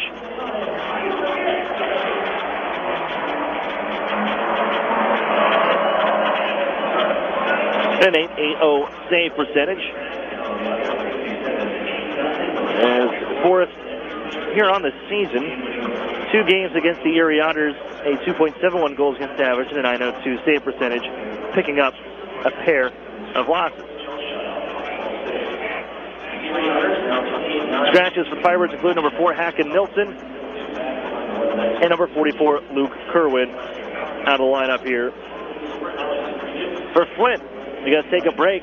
as we roll on with the Erie Federal Credit Union pregame show. We're going to hear from Carson Edwardson next, right here on Fox Sports Radio 1330, The Fan. An Erie landmark since 1953, Nunzi's Place serves generous portions of great food at reasonable prices. Family owned for almost 60 years, Nunzi's prepares the finest Italian food in Erie. Come see why the Erie Times News said Nunzi's is known for food that tastes good. Nunzi's Place, located at 2330 East 38th Street, near the Bayfront Connector. To call for reservations or place an order for takeout, call 825-2940. Nunzi's, known for Italian food that tastes good since 1953. SEO, text message marketing, social media. As a business owner, you know the best way to reach customers is online. Viral videos. But you don't have time to keep up with the latest digital marketing technology. Web design. That's where Local Edge comes in, especially for the one term you're most concerned with. ROI. As a full-service digital marketing agency, Local Edge offers turnkey solutions to grow your business online. From search engine optimization and marketing, to social media, to mobile advertising, to video promotion. Our expert support team is ready to customize a program to your needs and track results throughout the campaign. Plus, as a division of the Hearst Corporation, Local Edge is backed by the largest, most diversified communications company in the nation. So when you're ready to generate leads, find new customers, and increase your revenue, talk to the digital marketing experts. Visit localedgemedia.com. Think digital. Think Local Edge. National Fuel says, smell gas, leave fast. Then call 1-800-444-3130. If you detect something that smells like rotten eggs, it could be a natural gas leak. Leave the premises immediately and contact National Fuel from a different location. Do not use your phone or turn on a light inside the area. Immediately leave the premises and call National Fuel's emergency line. Play it safe and remember, smell gas, leave fast. Then call 1-800-444-3130. Wherever you find yourself this winter, warm up with a Tim Hortons specialty beverage, like a creamy hot chocolate, perfect for a cold skate. Or a delicious coffee mocha, perfect for a winter stroll. Or a rich French vanilla, perfect for warming up by a fire. Wherever you end up, stay warm with a Tim Hortons specialty beverage. Enjoy a small today for just $1, plus tax at participating U.S. restaurants for a limited time. Keep up on all things Erie Otters by following us on social media. Follow the Otters on Twitter and Instagram at Erie Otters, and like us on Facebook at facebook.com/Erie Otters Hockey. You'll get up-to-the-minute news on all things happening with your Erie Otters, so check us out on social media today. It's Erie Otters Hockey on Fox Sports Radio, AM 1330 The Fan, WFNN, Erie. Welcome back inside the Erie Federal Credit Union pregame show. Aaron Cooney with you. My guest at this time, Carson Edwardson of the Erie Otters. Carson, before we look back at last night's game, which was, I guess you call it a memorable one for you in a couple of different ways, good and bad. But looking at back the past month, with this team, you lose guys like Taylor Radish, Dylan Strome, Alex DeBring was gone for a little bit of time, but to lose some forwards and more playing time for guys like you and Cade Robinson and so on, some of the rookie guys. What have you? How have you seen yourself grow over that period of time and getting some more ice time and out there against even other teams and some of the bigger lines? Yeah, I think I've showed good. Getting more ice proves to the coaches and other guys that I can do what I can do. And even when they came back with limited minutes, I just try to play the same game still and keep it going like that. And even in some of those games, I've seen you in the mixing it up, end of whistle scrums and things like that. You're in the mix of just about everything. Physicality, is that something you bring, just a little bit more of an edge to your game, that you've been able to keep guys, let them know that you're out there on the ice? Yeah, I like to play a physical game and let everyone know I'm there and protect my teammates, especially guys that go after DeBrincat and Strome. We don't want our best players getting hurt, so just get in their faces and let them know that it's not going to happen. I'm sure that's much appreciated from the guys in the room too. Looking at last night, I mean, you open up the scoring with your second of the season, being open one in front of the net. Take me through that play. How'd you get so open and to be there for that bounce, it just came right to your stick. I took the puck off the guy in the corner, and then Podubny moved it up to the point, and I just snuck behind the D in front of the net, and the shot came in the net, and there's a rebound right to me, and I just put it in the net. And a little bit later on, you end up taking a high stick. How you feeling today? I know you came back in the game, and they were talking, you could see the blood on the ice and everything. Would you come back? You wore, you got the face cage on and everything, but how's this going to affect you here tonight? Well, I'll be wearing the full shield, so I'll have to get used to that, but it's a little sore, but I'm okay. It's just go with it, yeah. That's good. Face-off, Otters and Firebirds on Fox Sports Radio 1330, The Fan.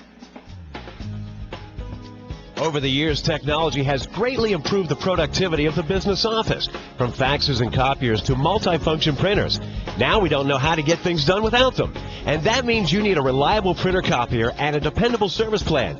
That's why you should trust Cooper Business Machines. They are Erie's only authorized dealer for Sharp document systems. And most importantly, they will maintain your machine so that it continues to, well, work. Just like your car, it needs regular maintenance, and parts need to be replaced regularly. If your copier isn't properly maintained or you're not getting toner in a timely fashion, then you've been reminded what it's like to work in the dark ages.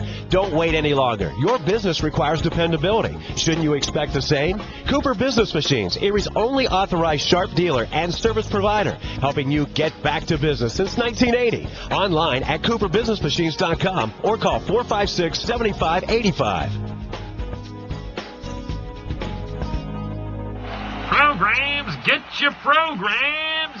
You know, Mill Creek schools have all the programs you need. Really? Yes, they have preschool programs, Center for Performing Arts programs, Honors College and ROTC programs, dual enrollment and student internship programs, not to mention 16 advanced placement courses, 30 varsity sports, and over 50 high school clubs and activities. Sounds like they do have a program for everybody. Programs, get your programs! In the Mill Creek School District.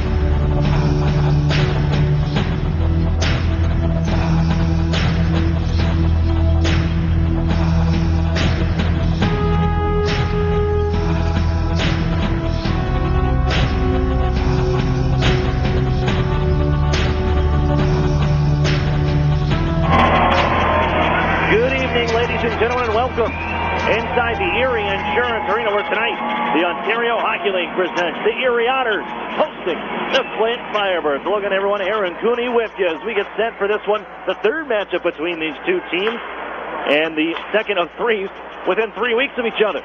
They'll see each other one more time next Saturday in Flint, but here tonight we get underway in Chernak. Poking the puck from the Erie Otters blue line out to neutral ice, but it's sent in here by Flint. They're on the forecheck, moved by Mitch Byrne on near side. The Otters coming off of an 8-0 smackdown of the Ottawa 67. Just last night, guilty of an icing call are the Erie Otters on the misfire with the pass from their own end. Here, 29 seconds in, our first frozen yogurt icing call. And the puck brought back to the Erie zone. But 8-0 last night.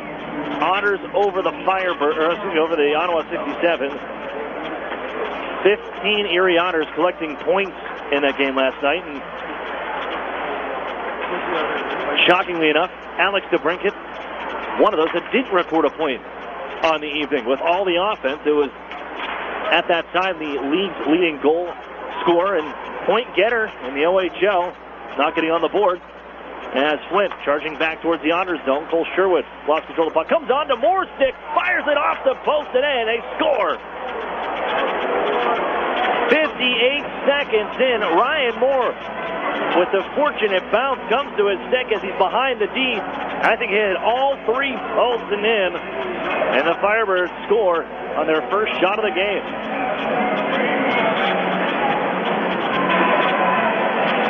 Well, Cole Sherwood was trying to attack the Otters line. Darren Radish and TJ Fergus there to stand him up, and as they poke check the puck away, it rolls between the Otters defensemen right onto Ryan Moore's stick, who's behind the D, and he finds the back of the net for his 22nd of the year.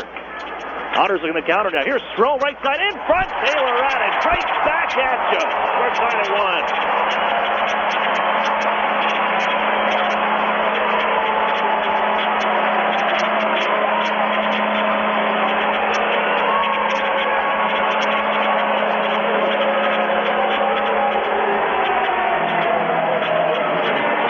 Oh, boy. Under 15 seconds later, Taylor Radish finds the back of the net as the Erie Otters go tic-tac-toe.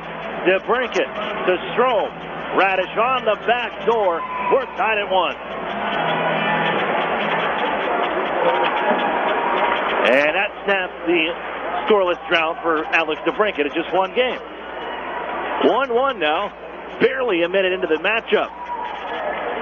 Gordeev along the near side boards. Pushed on ahead and stolen away by the Otters. Christian Gurney on for Warren Fogle, left wing side. It's the break to the corner. Looks, it's headed on in front. Chopped it towards the net where it's corralled and taken by Flint. Moved ahead by Gordeev and then further by Camano. Cameron Lazat in. He takes a check from behind the net, but he's able to clear the zone on the slide around the board. Back onto center ice.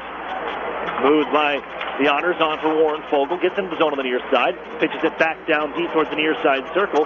And on now, Dylan Strom. Feeds it on across. Taylor Radish with Fogle on in front. They give to Jordan Stambrooke. Open right side. Moves in. Scores!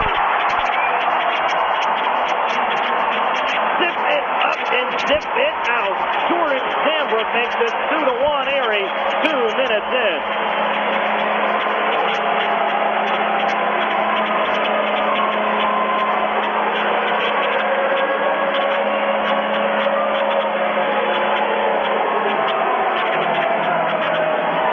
Firebirds aren't sure what just struck as the Otters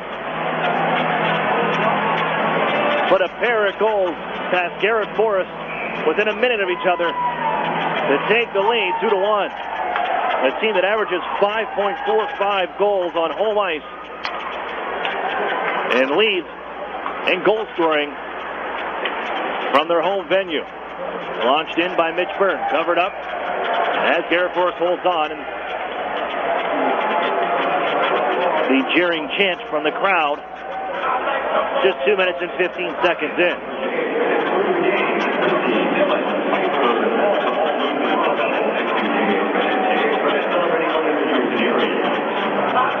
Looking for the scoring on that. And they get the first goal announced here. We're still waiting on the official announcement for the second from Jordan Stambrooke.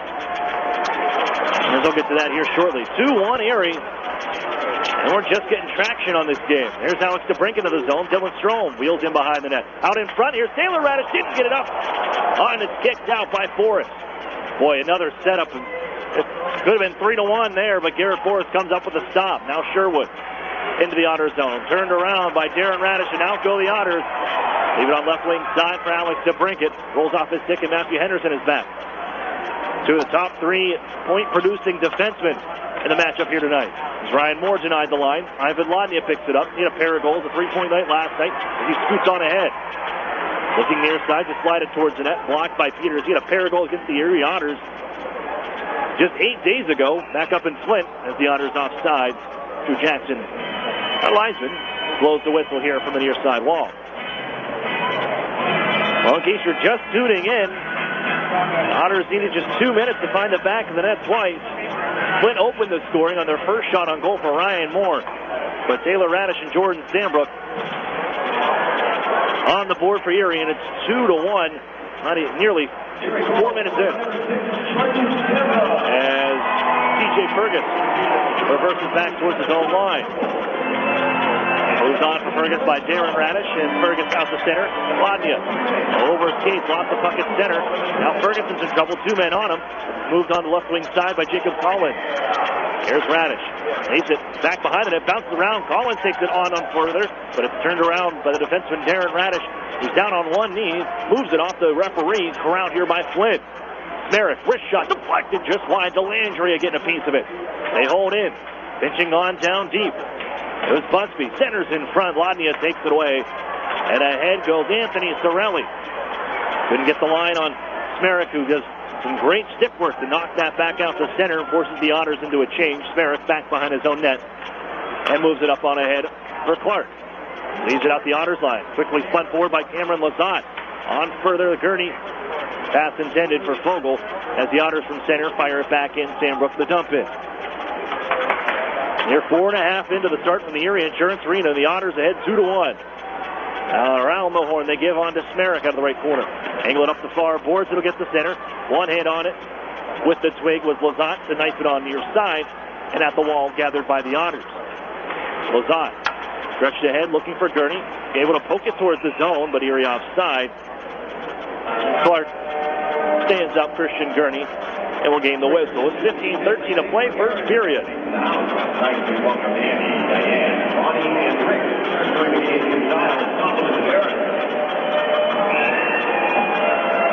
And the Otters on home ice. Goal differential coming into this one, plus 78. 120 goals scored on home ice coming into action. Just 42 given up. As Garrett Podubny slide it into the zone right wing side. Works it on down to the corner, poked by Henderson. As Robinson looking for it. Skips over his stick and off goes Phibbs left wing. And a dump. Chased by Steinhocker. Moved by Mitch Byrne who steps in front of him. Now Carson Edwardson slants it into the wall and goes down wearing the full face shield after taking a high stick and a injury. Was bleeding all over the place yesterday and ended up returning to the game as well. As the Otters get it in deep, quickly moves back ahead. Here's Gordeev skating out the center. On the back end, gets crushed into the far boards by Caden Robinson and knocks open the Otters' door at the bench. Robinson flexing his muscle in recent games. Had a big hit the other night, too. As Darren Radish slides it on in. Here's Taylor Radish for Dylan Strom in front. Tipped by the Otters to the front of the net for DeBrincat. Slide it off the pads of Forrest. Give it out to the blue line. Off the stick of Strom. It's Fergus moving in. Rister, save made. Rebound. Cleared up but not out. Darren Radish holds it. First shot through traffic. Glove save by Forrest. 6 minutes and 3 seconds in. And now some conversation with Dylan Strom and Jalen Smerrick. Down the near side corner. The Otters, a 8-1 shots on goal lead here early. And Chris Knobloch, I think, has found a lineup combination and a pairing that is instant chemistry. They've generated on your third line with Warren Fogle and Kyle Pettit. Haven't seen much of them yet. Just the way this team has gone fast-paced. Has split up ahead. Erie into the zone one more time. Post check by Smerrick on Strom. Battle down to the far side corner. Smerrick, a free agent signing of the Arizona Coyotes. And would have seen Dylan Strom at some training camp action as Colella gets it into the Otters zone. But the Erie Otters squirt back ahead, and now it's DeBrincat. Directs it into the zone. Smerrick is there. Taylor Radish trying to knock it away. Held in at the point by Fergus. Just slides it back down deep. It's DeBrincat trying to center. Couldn't get it there. Is defended by Peters. Pushed behind the net by DeBrincat. Commando is there. Plays it off the glove of Dylan Strom and bounces out here. He keeps it in. I thought it went out. But this time it will get out as Peters launches it on down ice. And an icing call upcoming to the Flint Firebirds. 13:07 to play in the first. 2-1. The Otters score. Previous two matchups, the Flint Firebirds have come away with a lead after the first period in each of them, including the first matchup back here at the Erie Insurance Arena, then the other last week. A 2-0 lead after the first at the Otters. You're going to hear from Chris Knobloch a little bit later on in the broadcast during the first intermission. Campano stole that game for the Otters as Erie works it back in down deep. Delandria turns it over to Sorelli in the far side wall. Out ahead, it's Sandbrook, right circle, wrister, save made, it's loose in front, and flipped out high to center by Flint. Lazat played off the body of Delandria. He's got a chance, moving on in, trips up towards the goal. And a penalty coming up as the Otters touch it. Cameron Lazat, that pass trying to get it out to the neutral zone, was it off the body of Ty Delandria, who takes advantage. The burst of speed with Lazat skating backwards. Delandria full steam ahead, gets around him and denied an opportunity because of the tripping call. Lazat in the box. And the game's first power play goes to Flint. In the season series, there have not been any special team goals power play-wise at least, for either team. Both 0 for 8 against each other on the season series in the previous two matchups. Flint, however, doesn't have a shorthanded goal to go with it the other night. Or last week, rather, Alex Peters, the game's opening marker, shorthanded. Here's Cole Sherwood, though, trailing his team 2-1, gives out to the blue line. Busby, right wing side, gives down low behind the net. Kalila out a high, a slap shot from Cole Sherwood, blocked by a sliding Kyle Bennett. Moves back for Kalila in the far side circle. Sherwood looking for it. They can't get the pass there. It's stolen by Fogle. And he skates away and softly sends it in. Now he'll still continue to chase as Gurdjieff has to move it on far side, and Sherwood escapes out the center. 3-game goal scoring streak for Cole Sherwood, including 5 against the Saginaw Spirit on Tuesday night. Merrick can't hold in, and the Otters get it clear with 52 seconds left on the power play. Moore couldn't corral that one. Now it's moved back by the Otters for TJ Fergus, and he'll angle it off the far boards and down where it's flowed by Forrest. Merrick is in trouble from Torelli. Nearly got that puck away, but moves it on ahead for Moore. The left wing side. Flipped it on down far corner. Hard to leave it in the corner after going down. Leaves it for Peters. At the center they go and into the Otters zone, but illegally, it's offside. To be a left shoulder, left arm injury. The Otters in their initial lineup from Chris Knobloch, looking at the warm-up part. You can draft an extra man to take part of the warm-up, and you're going to have your final scratch in by the time the game starts. Ryan Martin was part of that, but he did not take the warm-up. Ryan Martin, Cameron Lazat stays in the lineup for the Otters. So the only injury for Erie, Patrick Fellows, still out with an upper body injury. Firebirds try to whip it into the zone off the skate of Cameron Lazat, and then sent on to the stick of Alex DeBrincat. Watched there by Collins. As DeBrincat swoops out behind his own net, heads out the center, pass on for Dylan Strome. Cutting into the zone now, leaves it on for Taylor Radish. Pass is denied, moves to the blue line instead. Sambrook looking for Lazat. They misfire, and out ahead goes Collins in the 2-on-1. Collins with Holmes, fires, shoulder save made, back to the goal, bounced off the body of Timpano, and another save as Timpano deflects it onto the near corner. Here's Taylor Radish, escaping out the center with Dylan Strome. Flip it towards the line, and Smerrick will guide it up the near boards. Caught Drew Jackson, the linesman, and then ducks under a check from Taylor Radish to get it into the Otters zone. That's Darren Radish, 2 points away from tying Chris Campoli. Erie Otters' all-time defensive scoring record is Erie. They got 6 men on the ice right now. They got away with one. No, they did not. Just called them up as it's dumped in, and Timpano touches. There's the too many men on the ice call. Cade Robinson a little early jumping on, and it was caught along the near side. Flint going back to the power play. 9:17 to play in the first. Otters lead 2-1.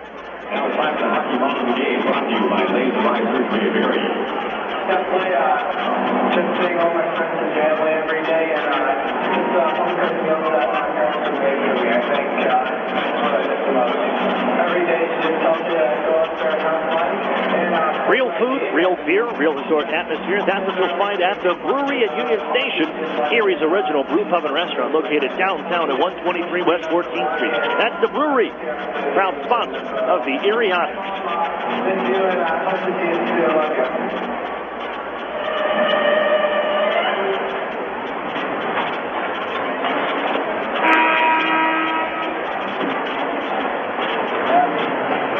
Second power play opportunity of the night belongs to Flint. Too many men on the ice. Kyle Maximovich will serve.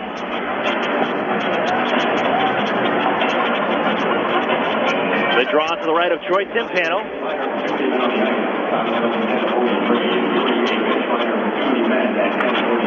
Hammering around the boards and off near the penalty box as it blasted around and out of play by Darren Radish. All of 4 seconds taken off the clock. Firebirds power play 20th in the league at 13.2%. Worked on right wing side. They hold inside the zone. Jalen Smerrick, wrist shot through traffic. Blocker save by Timpano. Bounces off. the Burger King blimp and bounces back into play. That does not count.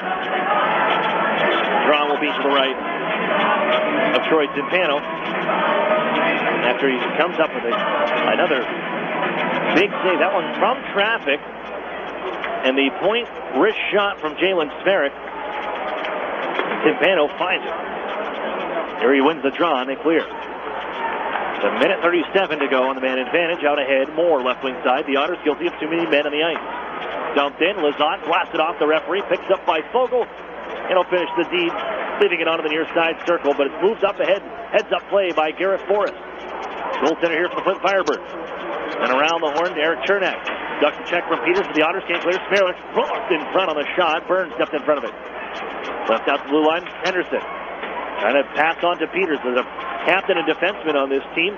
Stationed out in front is a big body. Net front presence. They give to Smerrick. It's at the blue line again. Henderson holds his left side. Everett Clark walking in. Waits trying to pass it on in front. Couldn't get it to the man Peters. Leave for Henderson at the blue line. Wrist shot. Sails high. Smerrick pitches in. Keeps it alive to the far side. Corner Burn. They'll try to exit on the far side. No go as they have the boards pinned along as Peters trying to play it out to the blue line for Henderson. Otters come up in the corner, move it behind the net. Eric Chernak winds and fires. He will clear. 32 on the clock. Max Simovich serving the bench minor.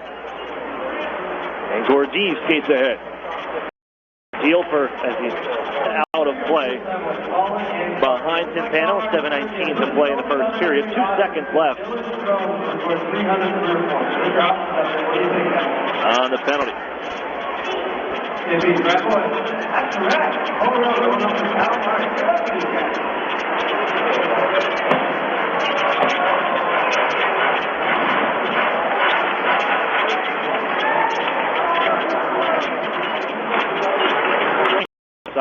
Loses the puck to Smerrick, who slides around and all the way out to center. No ice. 6.5 to go, first period. The Otters ahead 2-1. All goals coming within 2 minutes at the start. It was Ryan Moore, and under a minute in, and followed up by the Erie Otters, Taylor Radish, then Jordan Sambrook, with the go-ahead marker is Sherwood. Put into the wall on the near side and goes down. The crowd likes that with Darren Radish laying the hit. Duchesne sends it back in. They're offside. Coming across is Moore, and there's the whistle. With 6:02 to go here in the first.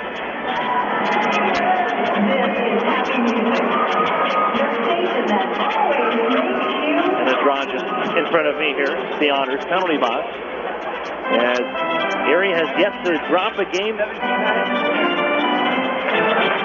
in regulation here on home ice. 20-0-1-1 at the Erie Insurance Arena for the Erie Otters. As Timpano knocked down as they're moving that puck onto his defenders. Garrett Padovny does take it out to center. Timpano all good. As Erie lifts it towards the net, Forrest catches that one and just holds on. Draw upcoming to his right. Firebirds, who were kind of rolling coming into this weekend's action, dropped last night's game to the Niagara Ice Dogs 5-2. As he's back into action, rimmed around the near side, but before that, a couple of wins, including 11-2, that final against Saginaw Spirit on Tuesday. Here's Commando inside the Erie zone, trying to flip it on in front for Clark. Worked out to the point. Busby shot was blocked, and the Otters skate ahead. Carson Edwardson had his second OHL goal last night. Game-winning goal as well for the Erie Otters. Turned up the near side. Kane Robinson, right there at Chernak, dumping it back in. Covered off the end boards by Forrest. And an offensive zone draw coming up here for the Otters.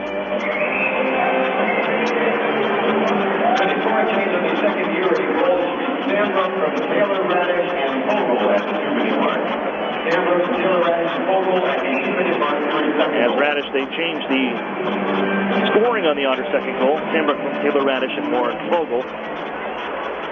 Radish 2 points here tonight. And by playing in the World Junior Championship, with the Otters turn it back in front for Gurney the other way. Taylor Radish didn't lose a whole lot of ground on the scoring lead that he had before he left. Put out in front by the Otters. First Vogel couldn't get the shot away as Cole Sherwood lifted back to Erie territory. Radish still right there, and then came back with a 4-point night in his first game against Kitchener Rangers. Back in action, and stretched out ahead for Warren Vogel. Drop pass to Pettit in front, looking for Gurney. Off the goaltender, Forrest. Gurney continues to dig away. Duchesne does not like that. But Gurney continues to play hard to the whistle. Forrest, the stop. Radish with 66 points coming into tonight. Give him two, he's got 68. As him and Alex DeBrincat now trail Adam Masker to the Kitchener Rangers for the OHL point lead with 71. And the Otters have been quite blessed, them and their fans, with the scoring totals and point producers they've had over the last 4 seasons now. And in the mix for the Eddie Bowers Memorial Trophy. As it's sent out to center ice. And then on down further, here's Darren Radish. Stepping in front of Collins, takes the puck. Wheels it on far side, now holds. Waiting, the right-hander, TJ Fergus, skates ahead. He'll send it in off the stick of Alex DeBrincat, turned around by Peters and sent right back to the Otters line. Here with 4 minutes to play in the first period, the Otters ahead 2-1. TJ Fergus, lots of room to skate out the center ice. Now into the offensive zone, near side for Taylor Radish, just knocked away last second by Collins. But he's able to move it on for Alex DeBrincat. Wanted to go to Dylan Strome. Bouncing in the far side corner.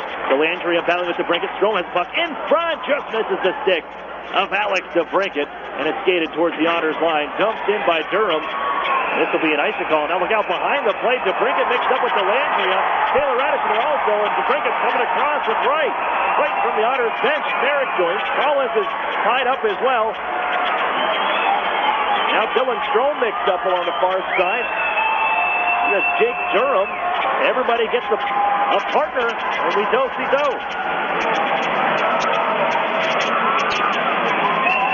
You can see the Firebirds making life difficult for Alex DeBrincat the entire time.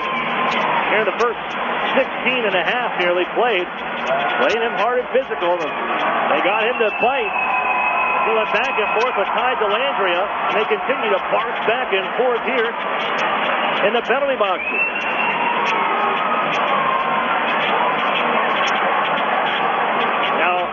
TJ Fergus. Going with Merrick. Durham's still there. Now Fergus is coming across. 3 Otters in the box. Durham makes his way back now to the bench of the Firebirds.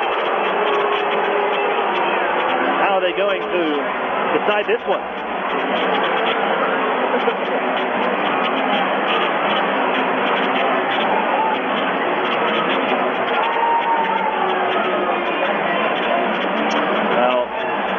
You're looking at the tally in the penalty boxes. There's 3 Otters, there's 2 Firebirds. Darren Radish, TJ Fergus, Alex DeBrincat. Ty Delandria, Alex Peters. The Firebirds box. We have the moment to remind you that our referee lineup is brought to you by Laser Eye Surgery of Erie. Jason Goldenberg and Josh Shen. Our 2 referees, Drew Jackson and Justin Tang. Our linesmen.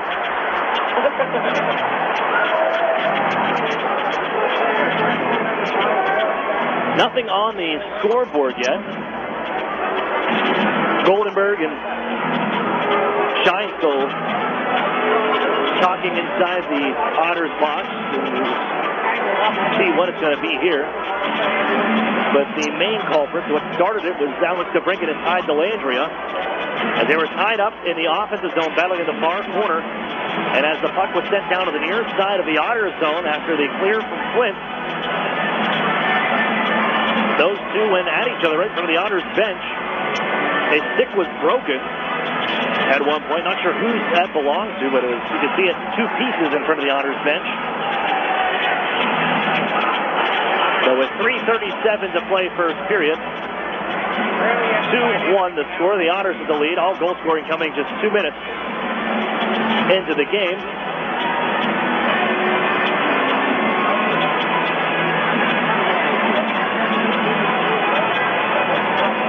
As Flint opened the scoring 58 seconds in, Ryan Moore, the Otters responded 11 seconds later. And then Sandbrook put the Otters ahead at the 2-minute mark.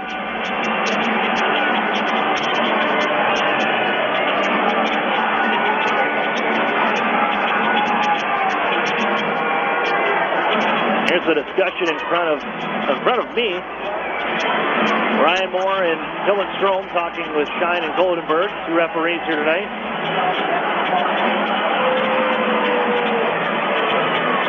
Alex DeBrincat is still missing a helmet, gloves, and a stick. Most of his laundry was left in front of the bench, and now you got 7 minutes on the board for Alex DeBrincat. And that's the only penalty.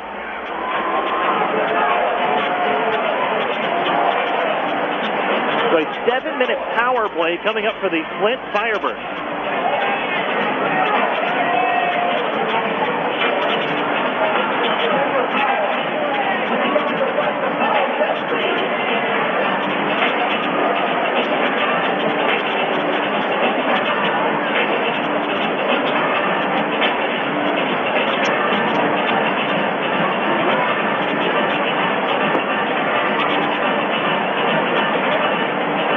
Knobloch getting the explanation now.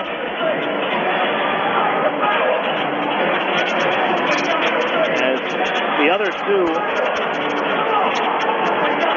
Otters top defensive pairing will be washed out here by Delandria and Peters.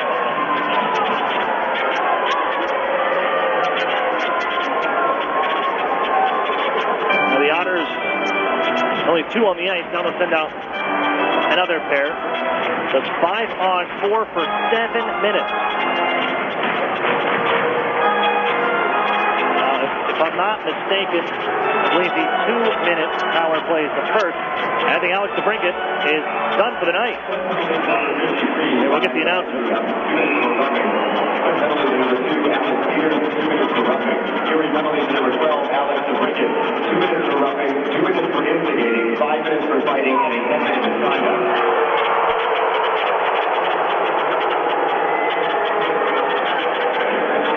So DeBrincat's the only one got a 5-minute major for fighting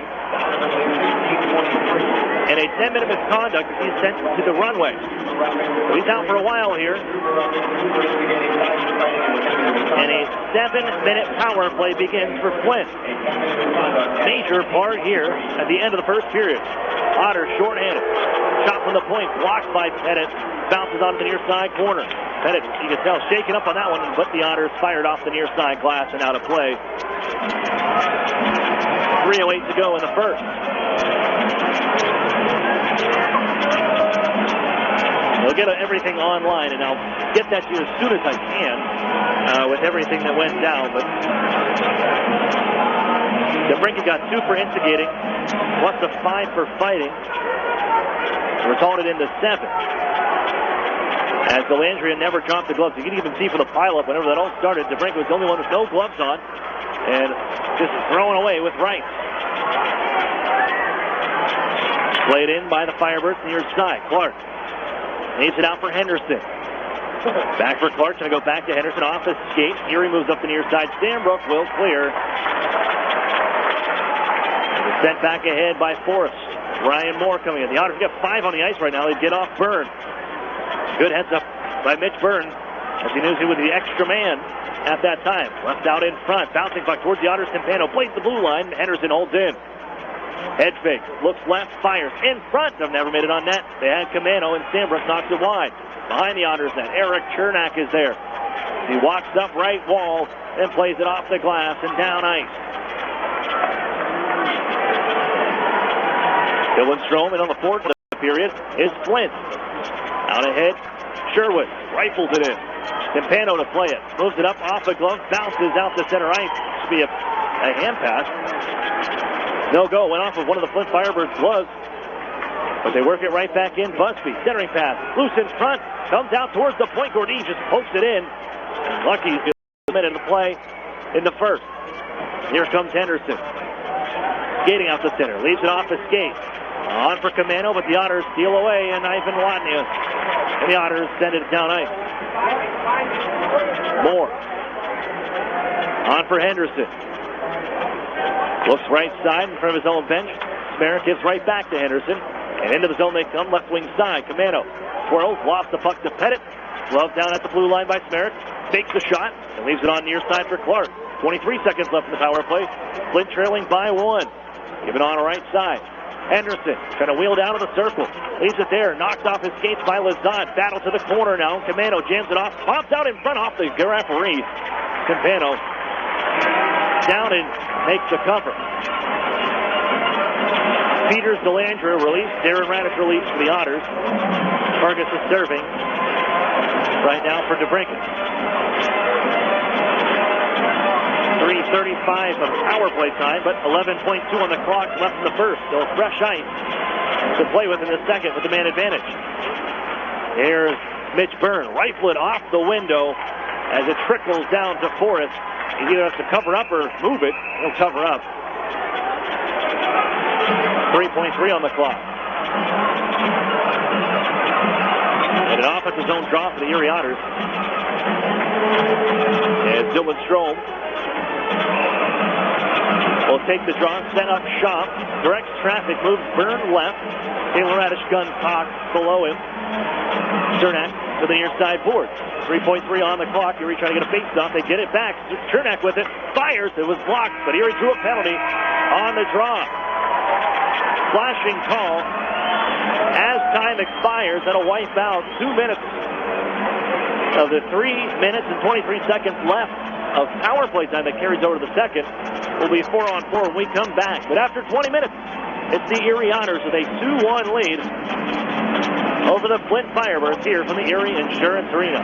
We'll be back with the UPMC intermission report right here on Fox Sports Radio 1330 The Fan.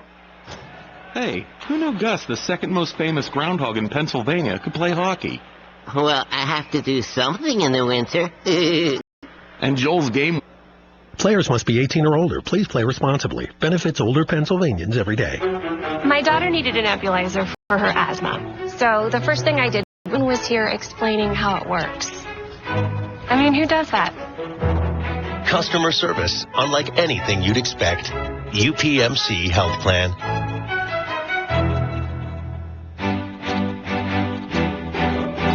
The Sheridan and Courtyard Erie Bayfront Hotels are proud sponsors of the Erie Otters. Join us for the pre- and post-game celebration at the award-winning Bayfront Grill or the brand-new Shoreline Grill. Let us help you fuel up for the high-energy game with our extensive menus and craft brew selections. You Otter be dining with the best.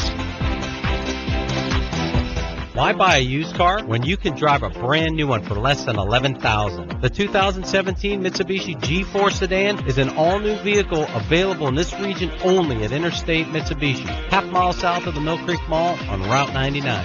The Mitsubishi G4 is one of the least expensive ways to own a brand new car that's a new car with many features.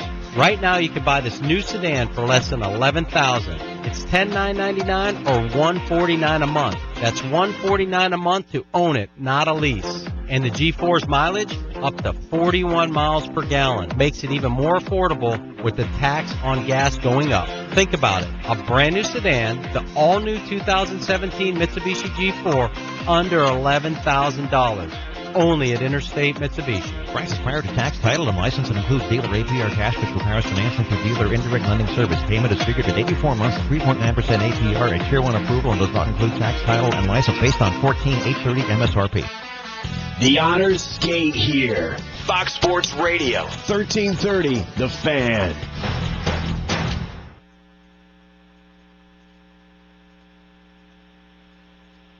Welcome back inside the UPMC Intermission Report. Aaron Cooney with you here, joined by Chris Knobloch, Erie Otters head coach. And Chris, now a couple games with the lineup. I know you had to deal with the losing Patrick Fellows on Monday, but getting the lines together, it seems like there's a good flow all throughout. And what is it, for me, the first thing I want to ask about was, what is it with the connection that Warren Fogle and Kyle Pettit has just seemingly instantly had with those two guys out there and the way they've been able to produce over the last two games? Yeah, there's instant chemistry, it looks like, with those two. And Christian Gurney looked like he complimented him very well the other night. But the biggest thing was they were just very patient with the puck. The way they cycled it down low. Kyle is big and protects the puck very well down low. Fogle does the same. He's got a little more jump where he can separate himself with his speed. But and they both work really hard. So I'm very impressed with their game the other night. And looking at last night, that was one takeaway for at least when I looked at it in the trade deadline, is how the Otters went out. Not only did you get the offense and add to that, but two-way side. This team is so good defensively, and it showed last night. Only 12 shots on goal. A shutout, you take the game 8-0 with all that happening. But to improve two-way, was that the main objective? Getting compliments that can take care of business on the offensive side, defensive side, and then through the neutral zone in all three zones. Yeah, we definitely wanted to have guys who were going to still contribute offensively when things got tighter. We weren't looking for guys that put up extremely large number of points. Those guys would have been great, but really we've got a number one power play unit. There are other players that are very talented, but to get them in our team, yeah, they would help our team, but not as much as in another position, and that's where you want the guys who are good defensively and definitely they can contribute offensively. Fogle and Sorelli definitely will do that, but we were looking for the guys who provide some grit, good on face-offs, kill penalties.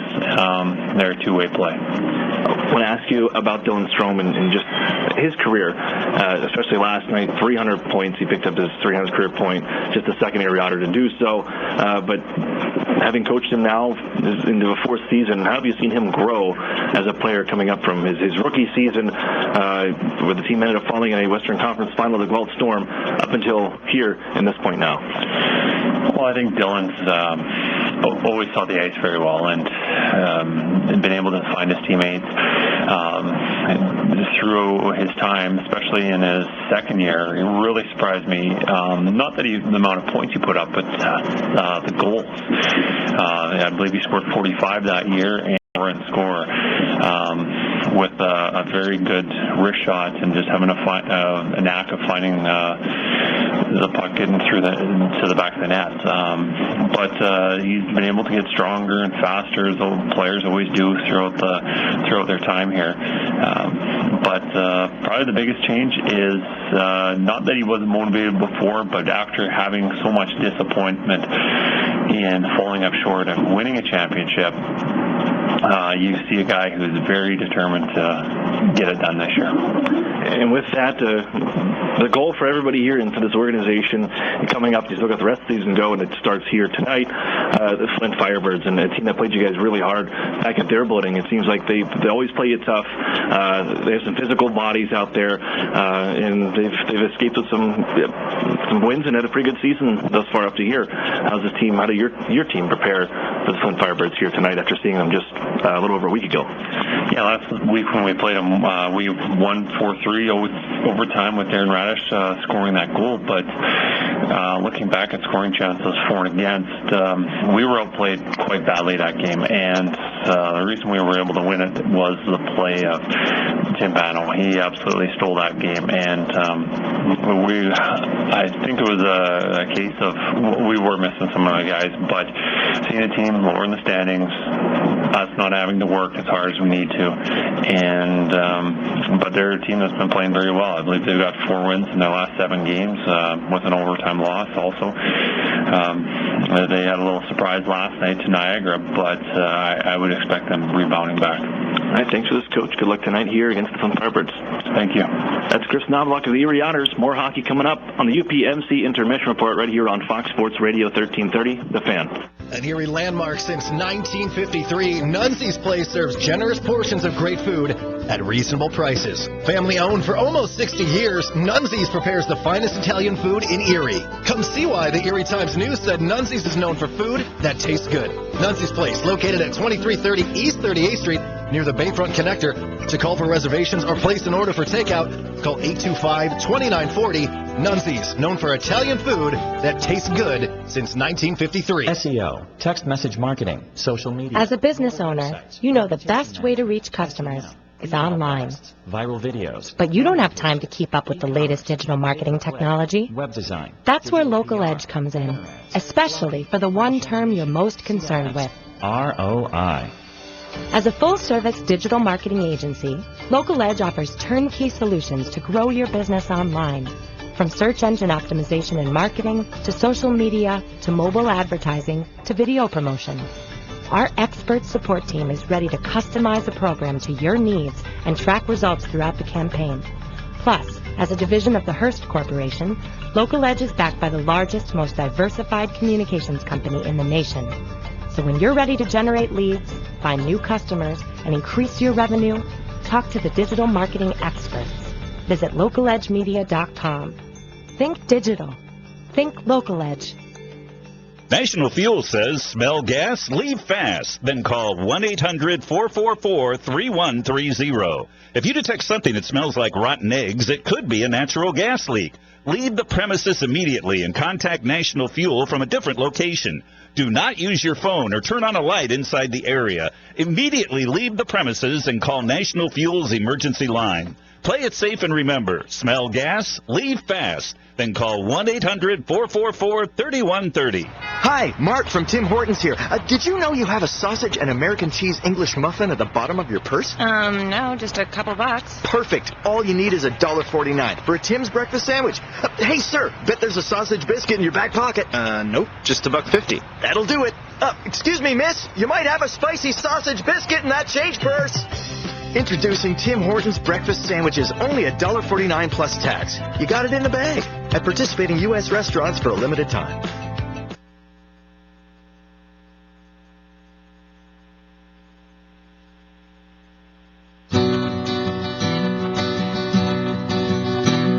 As soon as you're born, they make you feel small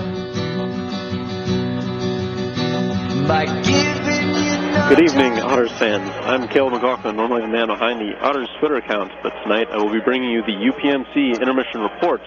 The Otters are leading Flint Firebirds 2-1 after 20 minutes of play, leading in shots as well, 10-6. The first couple minutes of the first period saw all three goals scored. It was more for Flint, who scored just under a minute into the first period from Cole Sherwood, the Columbus Blue Jackets prospect, and then just 11 seconds after Moore scored, Taylor Radish went the other way and beat Flint starter Garrett Forrest to put the Otters at 1. And then a minute later, Jordan Sandbrook scored one of his own from Fogle and Taylor Radish with a few Flint Firebirds. A huge scrum ensued, and Brinkett got the book thrown at him. 7 minutes and penalties. It was going to be a 7-minute power play for the Firebirds when everything is said and done.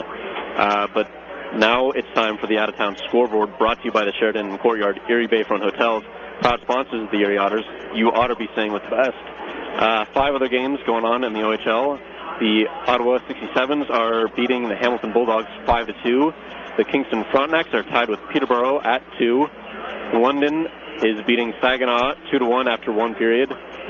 Barrie is defeating Niagara 2-1 near the end of their first period, and Sarnia and Owen Sound are tied at 0 midway through their first period. And that's it for the intermission report. We'll be right back with the second period on Fox Sports Radio 1330 The Fan.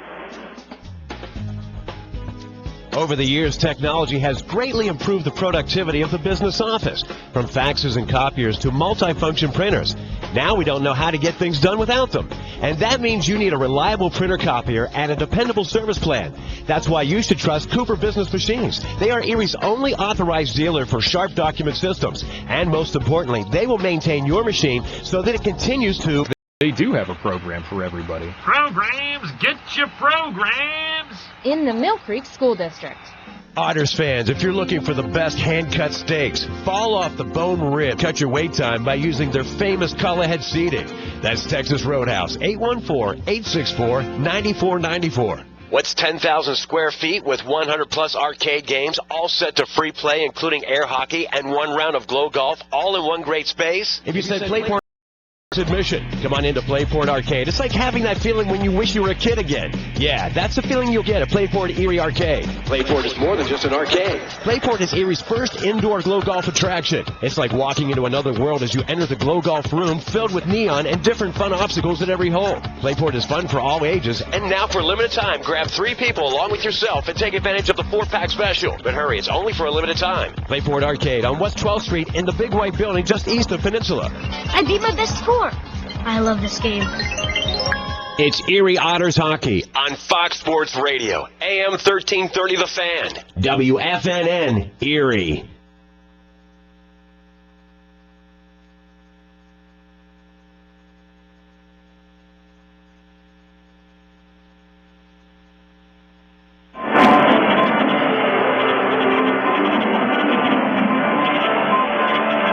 Welcome back inside the Erie Insurance Arena. Taking a look at the highlights here on our screen.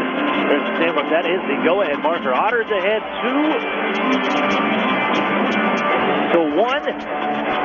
Answering the Ryan Moore goal 58 seconds in as the Otters answered 11 seconds later. Taylor Raddish, the 26th of the season, as the Otters put themselves ahead on Jordan Sandbrook's goal 2 minutes in. Now, here's the situation.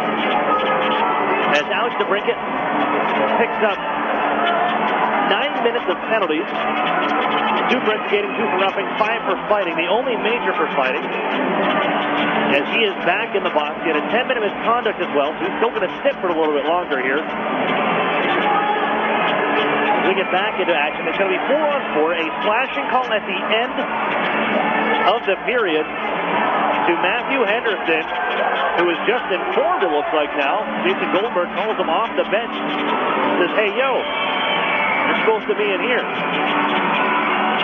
It's going to be 4-on-4 for 2 minutes. And it makes a change. Everything online in here on the score sheet says 24, but it's going to be Everett Clark in the box as they make the changes, the slashing call. So 4-on-4 here, the first 2 minutes of the period. Then a minute and 20 it out, and the Otters again maintain. Move it on for Stromwolf. He couldn't take that one, but he was open down the right wing side. Has it along the boards now. In front, here's Darren Raddish. Takes it down to the near side corner, spins away from 24 counterpart in white. That's Matthew Henderson. Pushed down in front for Taylor Raddish. Instead comes to Sandbrook. Wrist shot through traffic, off his stick, and off, out of play. 38 seconds into the second. A 2-1 hockey game, 4-on-4 here to start.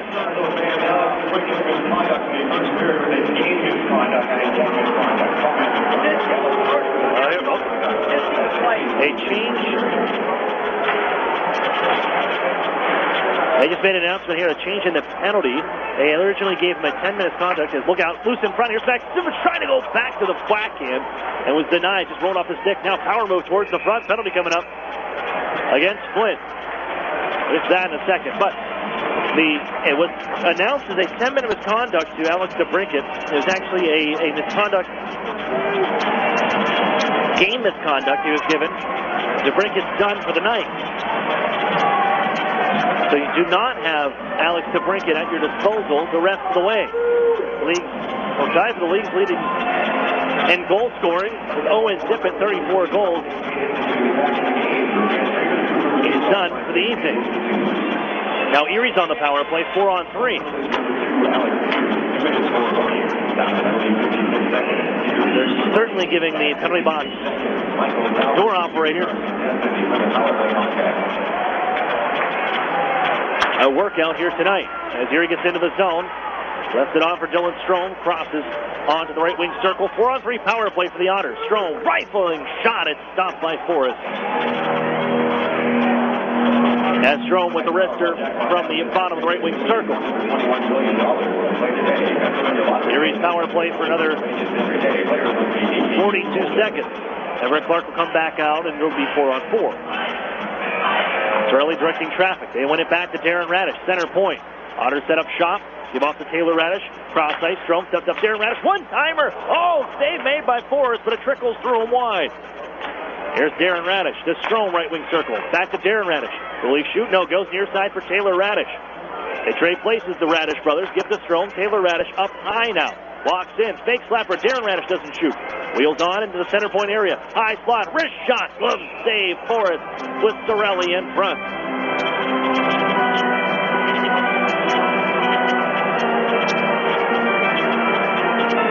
They'll leave the 4 out there. 14 seconds left with Clark. And then to 4-on-4 we go. Otters win the draw. Taking it with Strome, who holds now from the right wing circle. Down to the dot. Taylor Radish, Darren Radish, back to Taylor Radish. In front for Strome. Off his stick, in for Sorelli. Oh, save made by Forrest. And it's lifted up out of play. I believe it went off of the Otters stick, which resulted in the puck going out of the zone. So, face-off comes out to neutral ice. 4-on-4 now for 52 seconds. And Peters will come out. And still a brief power play remaining from the carryover on Alex DeBrinket's 5-minute major. Dumped in here by Flint, skating 4-on-4. Looking on the near side, Camano, but it's taken by Kyle Maximich out left wing side. Maximich in foot race with Camano. Camano takes the puck away from him, leaves it there for Busby. Pushes ahead for Everett Clark left wing side. 1-on-1 against Stanbrook. Getting back, Chernak. Turned in front, Chernak. Denies the pass, but held in by Gordeev. Down the left wing side. On to the corner for Clark. Man at the point calling for it. That's Busby. Has it now. Busby wheels to the middle of the ice. Shoved by Maximich off his skate. And Erie looking on ahead. They'll leave it on for Ivan Ladnia. Takes it wide right. All the way down. Hits the brakes at the hash marks. Now looks past between his legs. Nearly over skating was Byrne, but he has it now. Looks, fires cross ice. Darren Radish out of the box. And on the power play go the Flint Firebirds. The wrist shot through traffic is blocked. And ahead comes Flint. Left wing side, the power play over in 16 seconds. Darren Radish takes control after the play by Timpano. They'll just fire it on ahead, down ice. Glove down by Smerrick. Moves out to center ice. Flint corralling. Durham coming down the right wing. Tied up by Mitch Byrne, and they glide down to the near side corner. Holmes in there. Warren Fogle, as well as Darren Radish. Out of the box comes Sheriff Padubny. And we're even strength. Played up the far boards. On out the center, off the stick of Peters, who's turned around there by Garrett Padubny. Able to skate forward, but stolen away by Darren Radish. Has 3 men strong. Radish with Fogle. Given, looking the pass. It comes back to Fogle, defended by Smerrick. Padubny threw it in front, and nobody home. Byrne will keep it alive from the blue line. On for Fogle, back for Pettit. Jammed up the far boards by Flint and out to center. Cameron Lazat just on. His attempted pass. That misses the mark. Collins. Oh, he had a man heading to the front of the net, but the Otters steal. Moving down left wing side, Edwardson has Fogle with him. Edwardson for Fogle. Oh, band on the shot. And it's iced by Flint. And the whistle sounds. I thought they were going to beat that out. Cole Sherwood and Cameron Lazat would have been the first one to it. It's touched by Lazat in the icing call.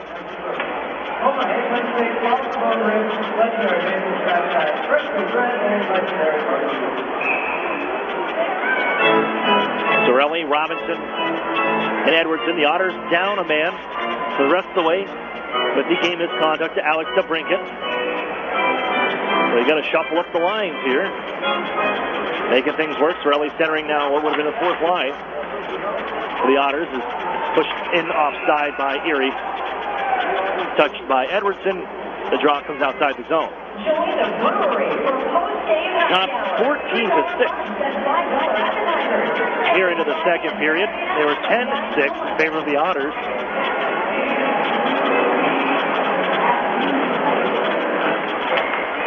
After the first period, The Otters in control of the puck in a 2-1 hockey game. The stretch ahead by Cameron Lazat. Misses Robinson. Moved by Forrest. As looked down by Kane Robinson. Keeping the offensive zone. Anthony Sorelli now. And a turn on Henderson. Pushed out in front. And it's covered by Forrest with Robinson whacking away in front. Much to the success from the Firebirds.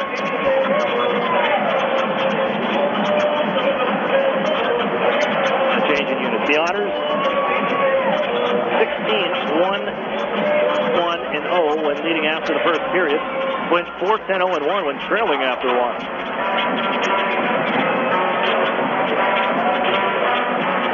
Firebirds sitting in that 8th and final playoff spot right now is Camano. Trips up Maximovic.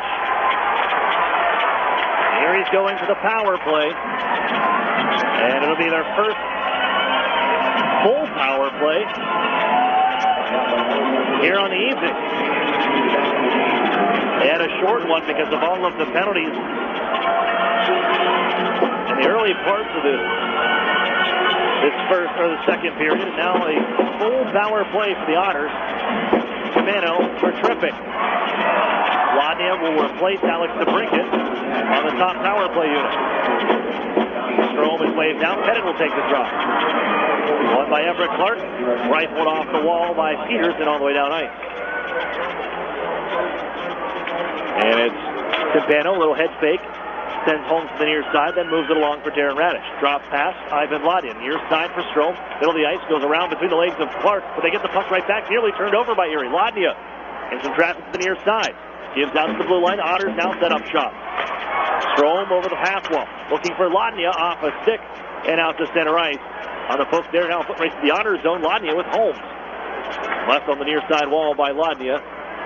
And now Darren Radish looks ahead. 2 points away from tying Chris Campoli for the Otters all-time defenseman scoring lead. Lost the puck on the far side from Peters, and it's rifled down ice by Flint. 70 seconds with the power play. And it's Dylan Strom picking up from behind his own net. Skates ahead, around one man, and moves it on, looking for Taylor Radish. Erie picks it up, and Strom got loose, fires, it's blocked. Grabbed off the circle, Ladnia in the offensive zone. Looking, Taylor Radish in front, doesn't shoot. Leaves it for Ladnia at the face-off circle, looking for Darren Radish. Able to knock it down, just whack it down near side. Strom looking for Taylor Radish. Pass intercepted, Peters off the glass, out to center, here's more. And on ahead, Mauricio Colella. Poke checked away by Ladnia on the attempt to get to the middle of the ice. Stretch pass here for Sorelli. And the offensive zone with the Otters. Peels off near side wall. Sends it down low. Pettit on further into the far side corner. Delandria will get there. He's unable to clear. Comes loose. Looking for it, Sorelli. Takes it on the far side corner. The Otters on the power play for their 18 seconds. Sandbrook can't hold in. Out from the blue line as he turned around by Moore and looks to push ahead. Maximovic on for Fogle into the zone. Time ringing on the power play. Flips ahead. Sorelli drop pass. Fogle. Oh, he can't get it on goal. It was wide open too. Fogle with it on the right wing side. Man in front, it's Chernak. Off his stick, the pass defended away. Power play is over. Here's Henderson. Moving around the horn to the far side. Sandbrook has to watch it come out the center and toss it in offside. As Erie will touch up. Power play over. 7 minutes into the second period. 2-1 hockey game. On ahead for Durham. Wrist shot. Off a stick just wide. Off the end boards and Commando just out. Plays it out to the blue line. Off over the stick of Gordeven. He has to come to center ice with his team offside. Both teams still can't get it done on the power play against each other. It's skated ahead by Garrett Podubny left wing. From the near side wall, plays it towards the net, sticked away by Forrest. Behind the goal, Garrett Podubny reels it on in. Turned around by Gordeven. Mitch Byrne looking for it, poked around him. Skating ahead, Steinacher. Watched by Cameron Lazat. Gonna hold on the wall, down goes Cameron Lazat and Steinacher. From the left wing circle, throw it in front off it. Save made. Gonna stick handle Busby and now sends it out to center. Couldn't keep it in on the bounce. Too much of a bounce, but he reels it on in and will play it into the zone. Left wing side. Now from the right, Taylor Radish in front for Ladnia. One in on the stick. It's stopped by Forrest and flipped out of play. Dennis Busby, who scored his first OHL goal against the Erie Otters 8 days ago on his birthday, nonetheless, back in Flint. But he's guilty of a Delay of game call. Puck over the glass. And now Pettit's waved out for the shenanigans of Ladnia. There with Jalen Smerrick. Strom will take the draw. The left-hander on the left side. Going to win on the backhand. Push it onto the near side wall. Jammed up by Peters, and it'll get out to center ice. Grabbing there, Darren Radish. Here's Strom. Cross-ice pass, Pettit. In from the left wing side. Play it around the board. Circles all for Dylan Strom at the half wall. Taylor Radish there also. Down low, Pettit. Man out in front is Ladnia, but this one off his stick out of play. And the draw stays inside the Flint zone. Change the power play unit. Vogel, Maximовich, Sorelli, Ladnia stays out with the power play. And they win the face-off to Sandbrook. Sorelli left side, back to Sandbrook. On the right wing, rich shot wide on the blocker side. Battle in front, Henderson and Vogel. But it's cleared here by Camano. Ivan Ladnia back in his own end. Gives to Sandbrook, and now Maximовich. He'll wind it out to center ice. With speed, leaves it left side Sorelli. It's the break, jams it to the corner. Maximovich trying to move it on further. Blocked by Peters, knocked out of midair by Ladnia, just wide of the goal in front. Grabbed by Sorelli. As the Otters look to set up, it's Sorelli at the right wing side. Down low, Vogel tipped in front. Maximovich got a piece of it. Forrest the save. Vogel, quick one-touch to Kyle Maximovich, but credit to Everett Clark, who kept Maximovich tied up for the most part, was able to get a piece of it and play it towards the net, but Forrest comes up with the save. But a great tie-up from Everett Clark. Sorelli, now Vogel, turns it into the zone, intercepted and played back towards the Erie ice by Jalen Smerrick. Directed ahead by Troy Timpano. Ladnia ducks back towards his own end as they work on the parts of the first unit. Taylor Radish now skates into the zone. Tied up by Clark, moves it on to 7 seconds to go with the man advantage, and Garrett Badubny leaves it on to the right wing. Erie would have been offsides. It's poked back to center by Smerrick. A tie-up with Taylor Radish, but they come in left wing side. Colella, wrister, fought off by Timpano. Darren Radish takes and leaves it on near side for Dylan Strom. Center sends it on goal. Erie will change their forward, and Flint takes control to play ahead for their own bench. Nice move by Holmes around D1 from the Erie Insurance Arena. And the Otters lead 2-1. And they're going back to the man advantage.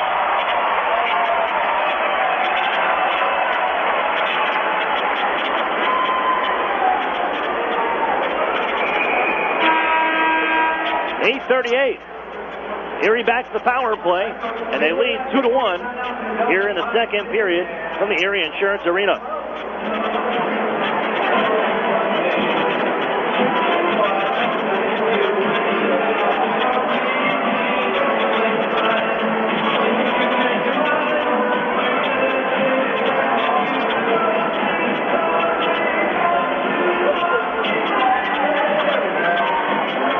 Your clothes in top shape with Chino's Dry Cleaners, complete with an easy, accessible drive-through and free pickup drop-off. Chino's Cleaners is second to none. That's Chino's Dry Cleaners, the official dry cleaning service provider of the Erie Otters.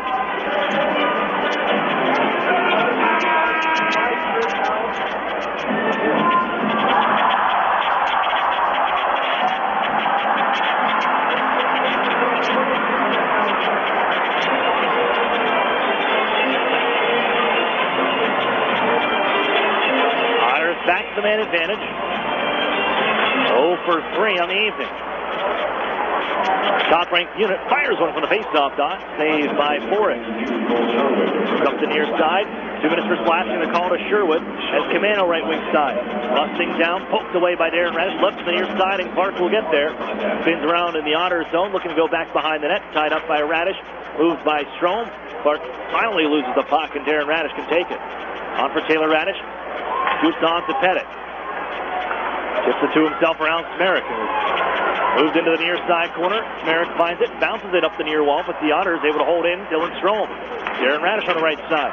Play cross ice off a stick of Smerrick, and Ladnia angles it up the near side board, picked off by Clark, and sent down ice. An aggressive PK unit from the Flint Firebirds, 7th in the league at 83% on the kill rate. Here's Maximovich. Backhands it in. Slowed by the stick of Forrest, and it's down to the near side corner, and the battle ensues. Jostling and then crashing in Fogle to move it. Maximovich comes away with it. Finds C.J. Fergus at the blue line, Jordan Stambrook. Back on for Fergus. Quickly on him was a man, but they find Maximovich. Fires looking short side. It goes wide. Strome. Stambrook. Near side at the blue line. Fergus walks down to the faceoff dot. Wrist shot. Blocker save made. Fogle picks it up. He lurks behind the net. In front for Maximovich. Knocked down by Colella, but they can't clear. Moved on the far wall. Strome just off. Sorelli couldn't get on in time. Otters going to tag up. Brought in offside by Erie. With 25 seconds left on the kill and 7:03 to play in the second. A 2-1 hockey game. Flint staying in this one despite giving Erie quite a few power play opportunities here in the second. The Otters just cannot capitalize. And they're out shooting the Firebirds 7-3 here in this frame. It's Fogle skating out the center. Wheels on right wing side. Gets in the offensive zone. Spins it on for Sorelli. It's the break along the half wall. Blue line at Stambrook. Waits near side. 5 seconds left on the power play. Stambrook. On for Sorelli along the right dot. Down low, Fogle. Doesn't drive. Pulls on out to the far wall. Give out towards the blue line. Power play over. Stambrook able to hold in. Moving down right wing side. Stambrook, man lost his stick. Stambrook moving in. He scores! Banks are open late on Saturday night. Stambrook has his second. It's 3-1 Erie.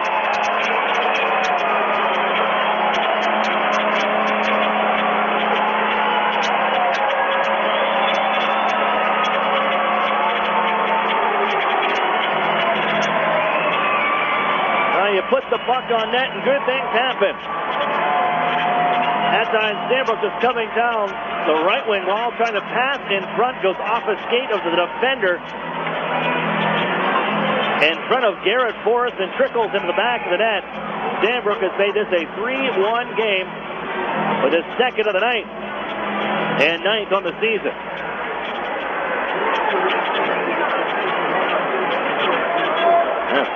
Fortunate bounce for the Otters to open up their lead. And here's Henderson with his team now down by 2. Launches this one ahead. An alley-oop pass. Looking to get there, Collins, but Chernak spins it away. Looks up the far side, off his skate. Found by Robinson out in neutral ice. Just trying to barrel his way into the offensive zone. Does so, but he was offside on that spin move. With 6:03 to go here in the second.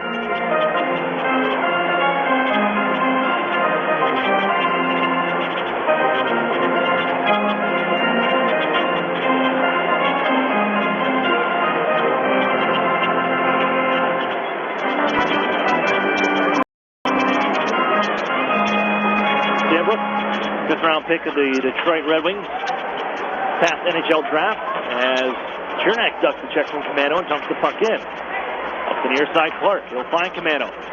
Feeds her out to center ice, flips it onto the far side corner. Watching Chernak. Poked it away, knocked his stick off too as the Otters. Lodnia gave right back to Chernak. I'm not sure he knew that was coming. The Otters escape out to center ice and they'll leave it there. Smerrick to move it. Here's Camano spinning it towards the Otters zone. Knocked by Lazat. Comes right back to 49 in goal. Merrick turns it up down the right wing side. He'll flip it in. Going to work now. Looking played in front. Pass stop made. The rebound. Lazat flips it up. Edwardson out on ahead for Ivan Lodny. Intercepted by Jalen Merrick, who's all over the ice for the Firebirds.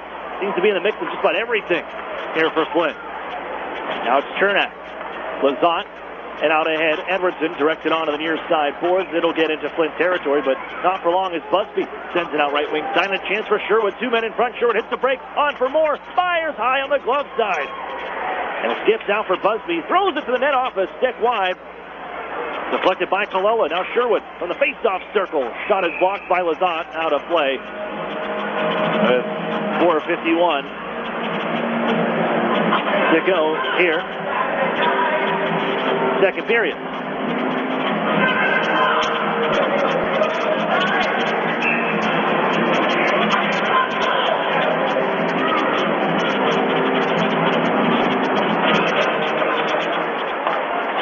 First 2-goal game in Jordan Stambrook's career. Second-year man, Strome gets a steal. Has Fogle left side, walking in, back for Strome. He stands on the shot, plays it in front, and it's knocked away by Forrest and pitched to center here by Busby. Oh, Erie's getting opportunities. They have not finished. And there's another one that they've gifted an on-man rush. That's the steal from Dylan Strom, but could not finish on a play by Fogle. Now Peters takes control from his own line. Flipped in by Moore, bounced down towards the outer Stimpano. Oh, it's flipped on him last second, and Chance just sent wide by Durham. Gives him behind the net. On up the wall, Fogle. Able to get enough of it, knock it out to center right, thrown right back in by on the one-timer. Back to the Otters zone as it's moved by Jordan Sambrook. Garrett Podubny finds Maximovich. On into the zone, kicks it to himself and feeds it on down low. Billy runs into Henderson, ties him up. Garrett Podubny looking to find the puck. Pokes it out towards the corner. Moves it himself, leads there for Jordan Sambrook. Gives down low for Sorelli. Knocked away by Henderson defensively. Moved off the wall, but not out. Podubny keeps it alive. It bounces on down, played off the stick of DeLeon. Lazat slided on for Garrett Podubny. Back for Everett Clark. TJ Clark on the right side, but the Otters steal, leave it to their own circles. Moved from the dot to TJ Fergus. The wheels ahead, and sniped off his stick. Here down to the Otters near side corner. Fergus is there with a man on his back. Moore got the steal and tried to whack it out in front. Colella still loose in front of the Otters, but a penalty coming up. I believe it's Fergus. Yep, a hooking call. He had Moore tied up in behind the goal with TJ Fergus, the end of his shift, and is guilty of the hooking call and a power play for Flint.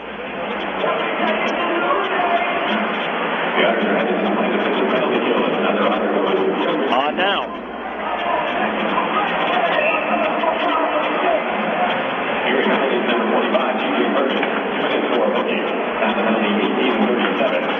And advantage 0 for 2. I think it should be 0 for 3 on the night for Flint. But right now it says 0 for 2 officially online. A steal for Sorelli. Pitched it ahead for Warren Fogle. Trying to get around Henderson. Checked away by Matthew Henderson on the stick handle move. Jalen Smerrick corrals. Takes it up from the near side circle. Leaves it for Moore with speed. Right side, Everett Clark. Skate in the zone for Mississauga Steelhead. Wheels in behind the Otters net. Rough by Byrne, but he continues onto the corner. Pushed ahead with the final minute of play here in the period. As he knocked out the center by Sorelli. Still has control here. Plays it back for Darren Radish. He'll back on up behind his own net. Forced out by Peters and Darren Radish. Wheeling and dealing now. Charges out to the near side. Spins back off. And he'll play it back for Mitch Byrne. Just killing some clock, Darren Radish. Now it's Mitch Byrne's turn. Back for Darren Radish to the near side corner. Up on ahead. It'll get down ice. Half a minute to play in the second power play for Flint. They trail 3-1. Only goal of the period belongs to Jordan Sambrook, his second of the night. Stretch pass ahead. Here comes Colella. Going to the forehand. Slugger save made and whacked out of midair. Tyler's done. They hold in. 12 seconds to go. One-timer scores.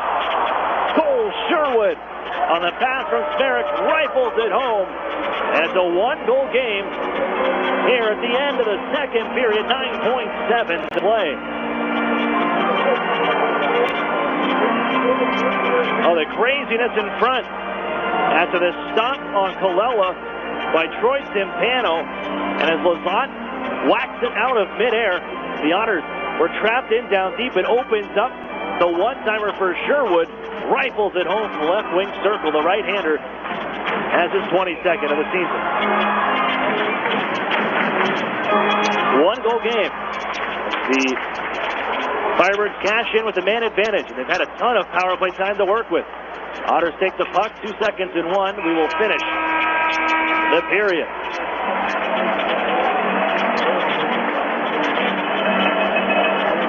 Sambrook had the Otters ahead by 2, but it's matched by Cole Sherwood here at the end of the second period. And it's a one-goal game yet again here at the end of the period. 3-2 the score. Erie Otters ahead. Set to the UPMC intermission report. More here on Fox Sports Radio 1330, The Fan. Hey, who knew Gus, the second most famous groundhog in Pennsylvania, could play hockey? Well, I have to do something in the winter. And Joel's game winner was a 1 in a million shot. Like All the Money Millionaire edition. Yeah, the new game from the Pennsylvania Lottery, with top prizes of $1 million. It's a real game changer. Keep on scratching. Players must be 18 or older. Please play responsibly. Benefits older Pennsylvanians every day. My daughter needed a nebulizer for her asthma, so the first thing I did was call my healthcare concierge to see if it was covered. There's no surprise to me when she said that it was. But what was surprising was that she then called the medical company, scheduled the delivery, and before I knew it, someone was here explaining how it works. I mean, who does that? Customer service, unlike anything you'd expect. UPMC Health Plan.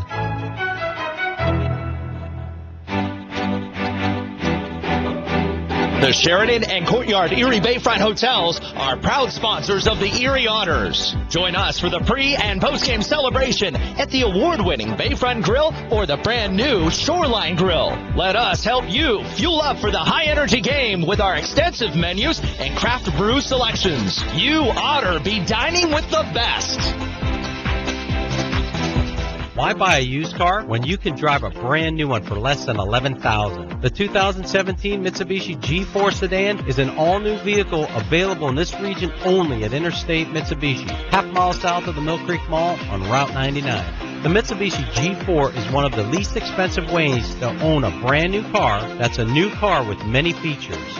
Right now you can buy this new sedan for less than $11,000. It's $10,999 or $149 a month. That's $149 a month to own it, not a lease. And the G4's mileage, up to 41 miles per gallon. Makes it even more affordable with the tax on gas going up. Think about it. A brand new sedan, the all-new 2017 Mitsubishi G4, under $11,000.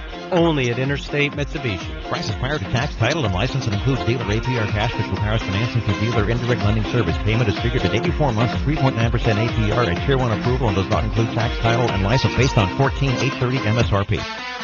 The Otters skate here. Fox Sports Radio. 1330, The Fan.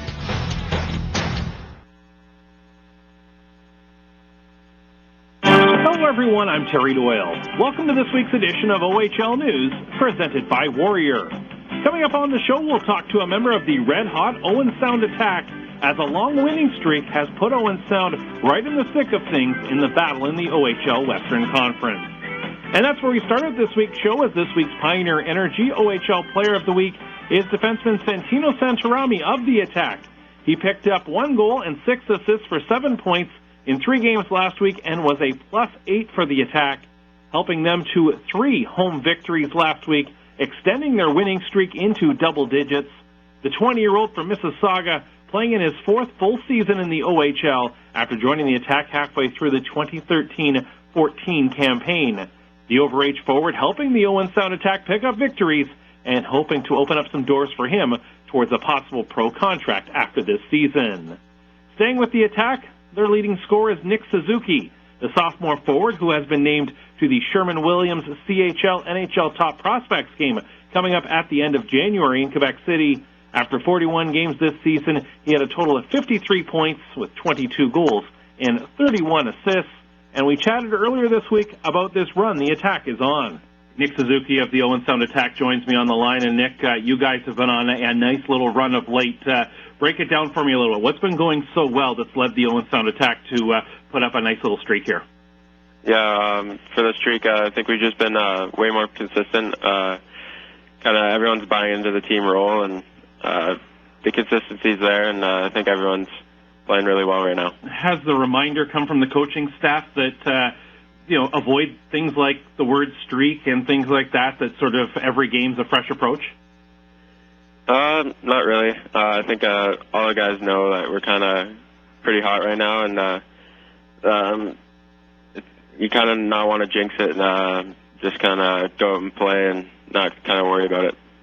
As, of course, you guys have been rewarded through this stretch of moving up in the conference. Has that been, bringing a lot of confidence to the guys knowing that, hey, we've gone on this nice little run, and we've been rewarded with the fact that we're moving right up with the Eries and the Londons and the Windsors in the conference?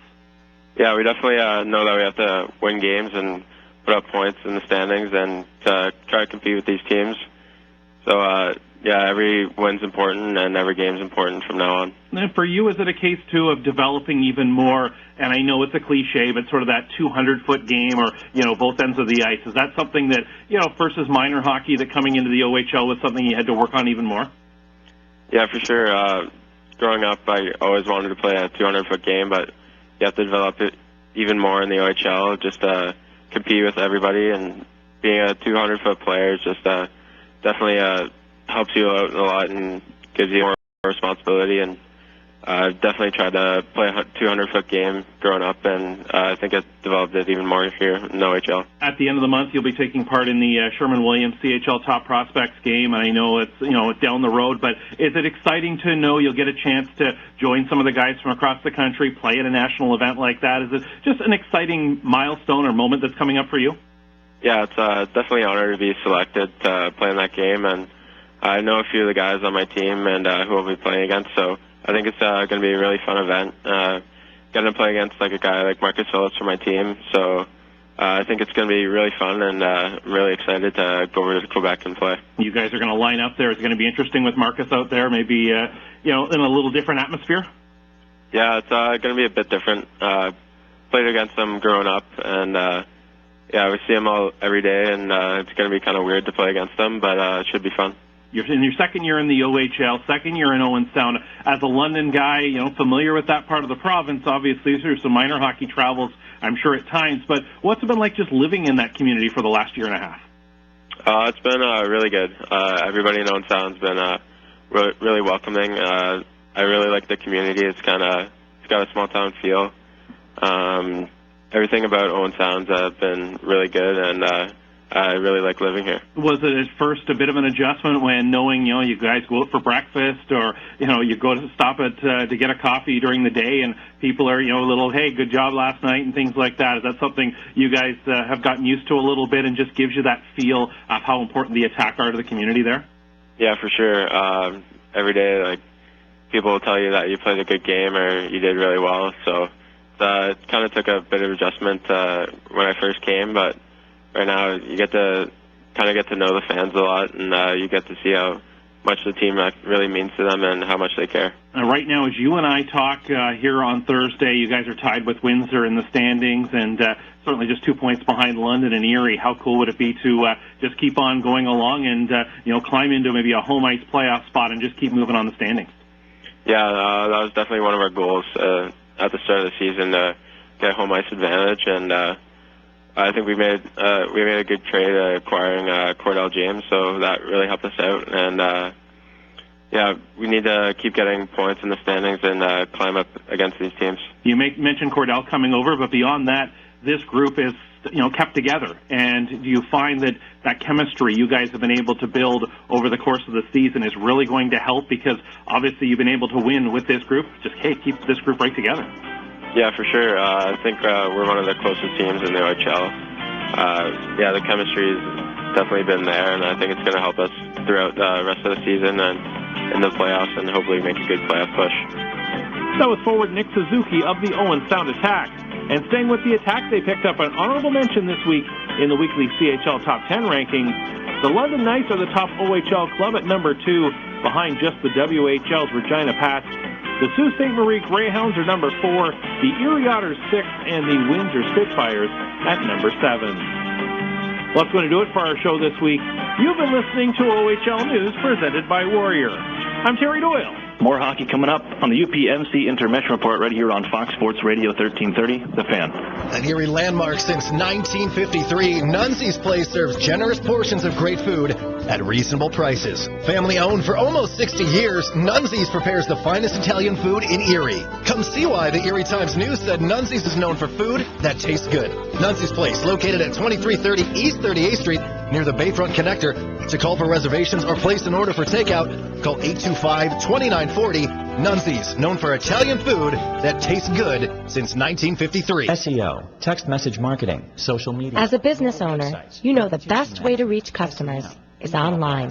Viral videos. But you don't have time to keep up with the latest digital marketing technology. Web design. That's where Local Edge comes in, especially for the one term you're most concerned with. ROI. As a full-service digital marketing agency, Local Edge offers turnkey solutions to grow your business online. From search engine optimization and marketing, to social media, to mobile advertising, to video promotion.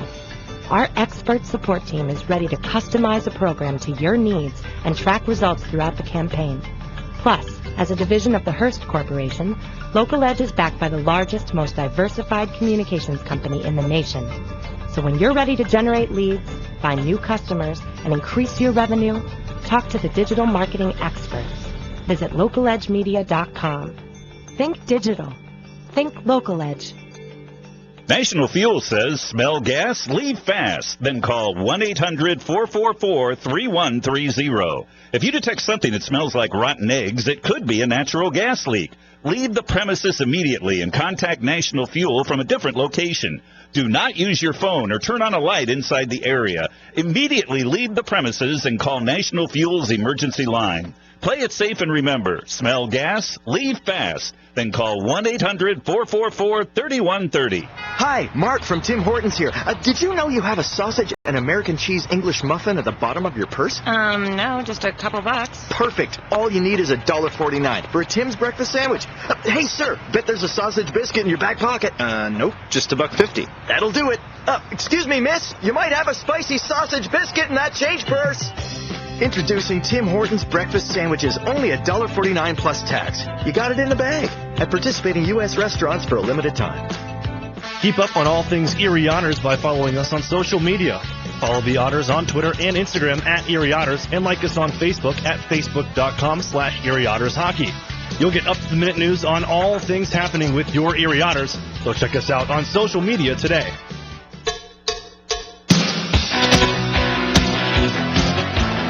Good evening, Otters fans. I'm Cale McLaughlin back with UPMC Intermission Report, and we'll jump right in with the Arctic Spa recap. The Otters lead 3-2 over the Flint Firebirds after 40 minutes of play, leading them in shots as well, 20-12.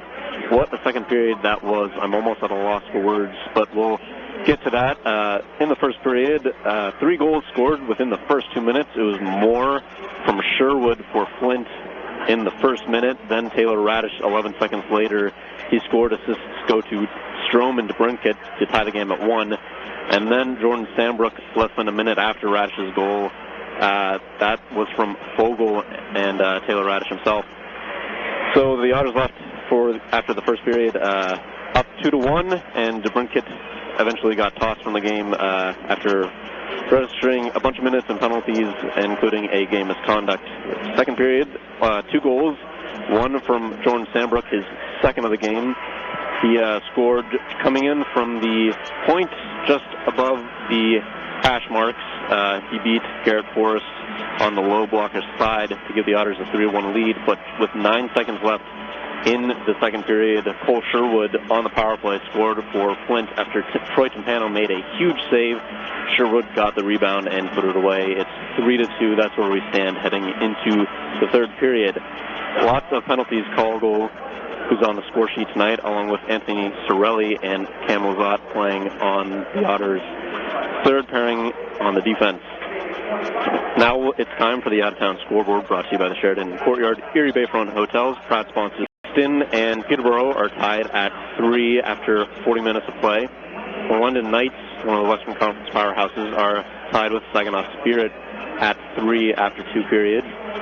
Barrie Colts are beating the Niagara Ice Dogs 4-3 midway through their second period, and the Owen Sound Attack are defeating Sarnia Sting 3-0 after about 30 minutes of play. And that'll do it for this UPMC Intermission Report. We'll be right back with some third period action on Fox Sports Radio 1330 The Fan. Over the years, technology has greatly improved the productivity of the business office, from faxes and copiers to multifunction printers. Now we don't know how to get things done without them. And that means you need a reliable printer copier and a dependable service plan. That's why you should trust Cooper Business Machines. They are Erie's only authorized dealer for Sharp document systems. And most importantly, they will maintain your machine so that it continues to, well, work. Just like your car, it needs regular maintenance and parts need to be replaced regularly. If your copier isn't properly maintained or you're not getting toner in a timely fashion, then you've been reminded what it's like to work in the dark ages. Don't wait any longer. Your business requires dependability. Shouldn't you expect Cooper Business Machines, Erie's only authorized Sharp dealer and service provider, helping you get back to business since 1980. Online at cooperbusinessmachines.com or call 456-7585. Programs, get your programs. You know, Mill Creek schools have all the programs you need. Really? Yes, they have preschool programs. Have a program for everybody. Programs, get your programs. In the Mill Creek School District. Otters fans, if you're looking for the best hand-cut steaks, fall off the bone ribs, made from scratch sides, ice-cold beer, legendary margaritas, and fresh-baked bread, then look no further. Texas Roadhouse, located at 7475 Peach Street, Erie, is the place for legendary food and legendary service.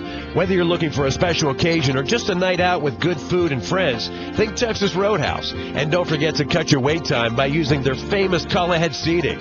That's Texas Roadhouse, 814-864-9494. What's 10,000 square feet with 100-plus arcade games, all set to free play, including air hockey and one round of glow golf, all in one great space? If you said Playport Erie Arcade, Erie's largest indoor arcade center, you're exactly right. And if you haven't had a chance to stop in and enjoy all those old favorites and new challenges, now's the perfect time. Race your friends head-to-head with the 4-player simulators, ride motorcycles, boats, skis, and more.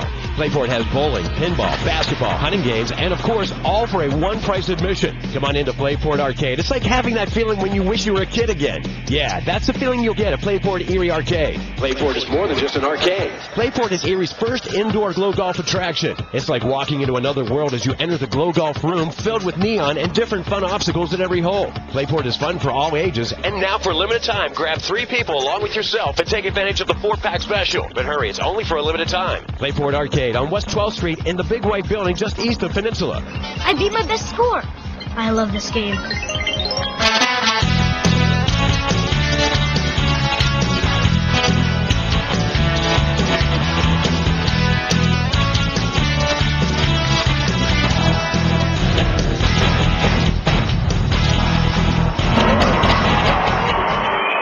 Welcome back inside the Erie Insurance Arena. The Erie Otters with a 3-2 lead over the Flint Firebirds. Here, starting the third period. Even strength. Nothing carries over as Flint capitalized on the Fergus Minor penalty at the end of the second period to draw back within 1. To get underway, Cole Sherwood, that power play goal at 19:59 with time running out on the second period. Well, here we go. Chernak getting out the center right wing side. Trying to get around the defense. Poked away by Matthew Henderson. Given on for Sherwood left wing side. Hits the break. First shot blocked. Trickles towards the net. And it's knocked on the far corner by Byrne. Directed around the horn. Henderson whip it towards the goal off the leg of Chernak and on wide. Vogel able to spear it ahead to center. But it's grabbed by Moore. They're coming right back in. Sherwood launch it on it. Over to the far side corner, but the Firebirds will change. Erie doing the same. Here comes Strom. Chips out ahead, far side. Back to Strom, one touch to Radish. Stop, shot, stop. By Forrest, who holds on.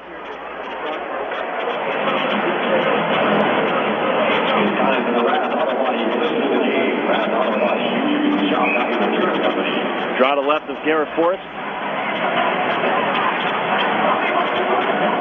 There's stop 18 of 21 thus far. No issue with the ice here at center. There's something that was on the ice. Justin Tang tending to that. The Otters get the face-off out ahead, and Darren Radish slaps one just high. Merrick moves it behind the net onto the far sidewall. Pinching in there is Darren Radish. Bouncing at the circle, still loose. Off a glove and moved out on ahead, and a chance here for Flint. It's Clark on for Camano, but it's poked away. Great stick from DJ Fergus to keep that one and deny the pass across, and now Flint offside on the play. Try to be at neutral ice. That's the offside. As the Otters on the season, 23-0-0. Here when leading after 2 periods. And since the 2013-14 season, the Erie Otters are 137-4-2-0 when leading after 2 periods. As sent in by Flint, icing call there. Getting there in time, Cameron Lazant, which will bring the puck down into Flint territory. Power play numbers. Erie 0 for 4. The Firebirds 1 for 4. Erie wins the draw back. Lazat skips one towards the net off his stick out of play. The block coming from the stick of Jake Durham. Here, early parts of the third period. Otters fans, Trumu and Meadow Dairy Pure Milk is the official milk choice of the Erie Otters. Face off win to Lazat. Near side for Stanbrook. Pair of goals tonight for number 6. Bounce it down towards the net. Goes off the stick and ahead Collins. Dropped back into the zone by the Erie Otters. Thought they might have been offside on that play, but appears to be all good. Played down deep. Gordy looking to move it on far side. Flubbed it up off the boards. Got a second chance. That'll get out the center. Now Collins denied the line by Lazat on the good stick as Stanbrook moves it on near side. Rodnia turns from a check, leaves it out across his own line, and Delandria coming on in right wing side, fires from a sharp angle. May have cost a mask of Timpano, but deflects on out towards center as Lodnia scoops between two and sends it in deep. Moves behind the net by Busby. Henderson holds now, brings it on near side circle, watched by Pettit, but sends it out to center off the board. Bounced in by Moore. The near side corner with Mitch Burns. Slide it on around as the Otters able to pick it up on the play by Christian Gurney. The attempted move by Sherwood caught off and sent in by Erie to the far corner where it's rimmed around by Peters, and out looking to get it out was Colella. Bounced off the body of Eric Chernak into the near side corner. Warren Vogel comes out of the pile-up with it. Moving, looking left, out to the blue line. Vogel now makes his move in down deep to the circle. Gives near side, Gurney. Pass just behind him. Gives to the blue line, Chernak. Holds, waits, man in front. Throw it to the net. Stopped by Forrest with the traffic provided by Pettit.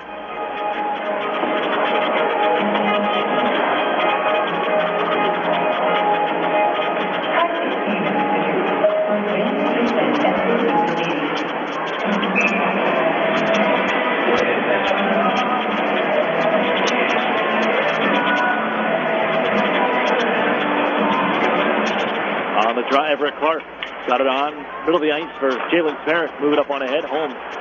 A chance to backhand it towards the Otters line. Cut off by Darren Radish. As they got a tag up here, they do, and chase Darren Radish to his own end. Near side for Fergus on the pass. Right back for Radish out of the left corner. Ahead for Dylan Strome.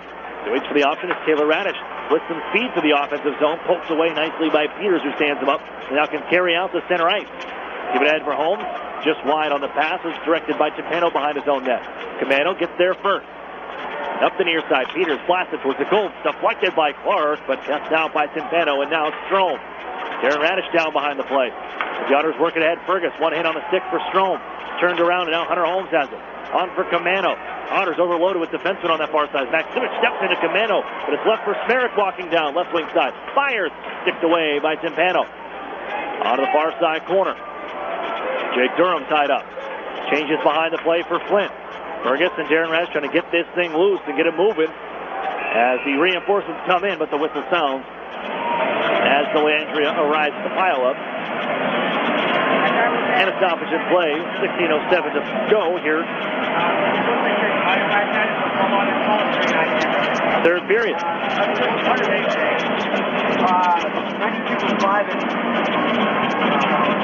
It was Alex Peters who tied the game up late in Flint just a week ago with 4 minutes to play in the third.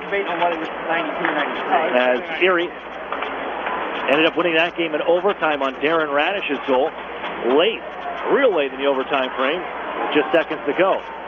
Here's Cade Robinson getting on out the center ice. Drop pass to Edwardson. Trying to give cross ice for Anthony Cirelli, but it's swept on down to the far side corner. Robinson bouncing puck. Glove down by Henderson. Edwardson goes off his stick as Gordy passes to himself off the end boards. Now wheels on ahead. Banks it off the boards out the center. The Otters pick it up, though, on the steal. Here's Robinson right wing side. Trying to drag in front. Poked away by Henderson. And it's dished out the center ice. As Sherwood looking for it. Lazat diving, able to wrangle it back out the center ice. Sherwood crashing and knocks down Edwardson. Now Delandria on for Clark. That's C.J. Clark with a man in front. Backs off the circle. Gives to Sherwood. He's open. Wrister. Stopped by Timpano. As he has the laying player to wash it into the crest.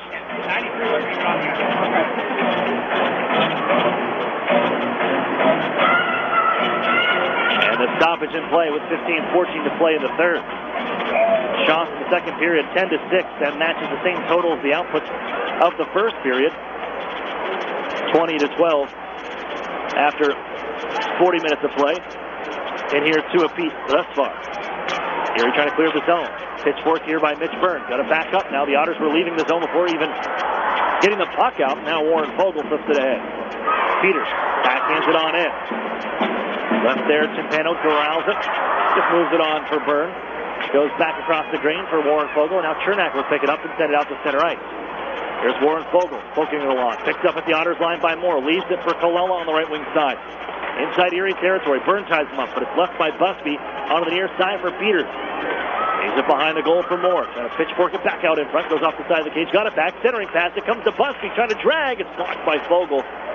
Poked away, and Byrne chips it out to center off of the blade of Warren Fogle. Coming right back in. Sherwood whips it towards the net. It's kicked out by Timpano. Chernak moves it ahead. Gurney on for Maximovich. Fresh players on for Erie. Doing the same as Flint as Maximovich ducks around to check. Finding the puck. Battling with Merrick down behind the net. Peters comes in and interrupts that party. As Everett Clark bounces it back out to center. Reaching with C.J. Clark. Erie gets the puck down. Moves on for Strome. Back into the offensive zone. On the near side circle. Poked by Maximovich. Grabs along the near wall and bouncing towards the blue line. Over skating there was Everett Clark, and the Otters trying to take advantage. Clark got it right back. Leaves it at the red line. Darren Radish now. He can get into the offensive zone. Leaves it on for Strome. On for Radish. Back to Strome. The shot never made it on the net. Clark on ahead for Commando. Gets around Fergus now. To the right wing side, man in front, C.J. Clark. Commando, the pass knocked out of midair by Darren Radish and defended to the near side corner. Thrown to open ice by Smerrick. Henderson wheeling over. Maximovich got a piece of it. It's Henderson.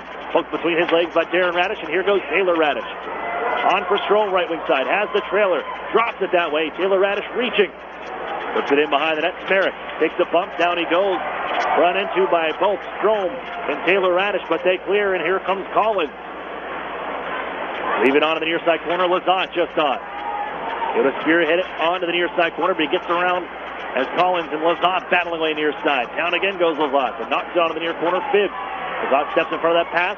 One hand on the stick, able to jam it up the near side, and Lodnia feeds it on for Lazat's partner Sambrook, and now ahead, left wing side. Here comes Garrett Podubny. Turned around, trying to get it right back. Feeds it behind towards the net. Intercepted by Gordeev and lofted off the board and into the Flint bench. With 12:37 to go, third period, 3-2 lead, the Erie Otters ahead on a pair of goals from Jordan Sambrook. And the jersey number 9, 820, 084 for the jersey. Congratulations to our winner. Strome will come back out for a shift with Edwardson and Robinson. Erie losing Alex DeBrincat back in the first period. He picked up a game misconduct on an instigating call towards the end of the first period, and has been out since as Peters rips it into the zone. Load onto the near side corner. Turning there, Jordan Sambrook after the play by Holmes.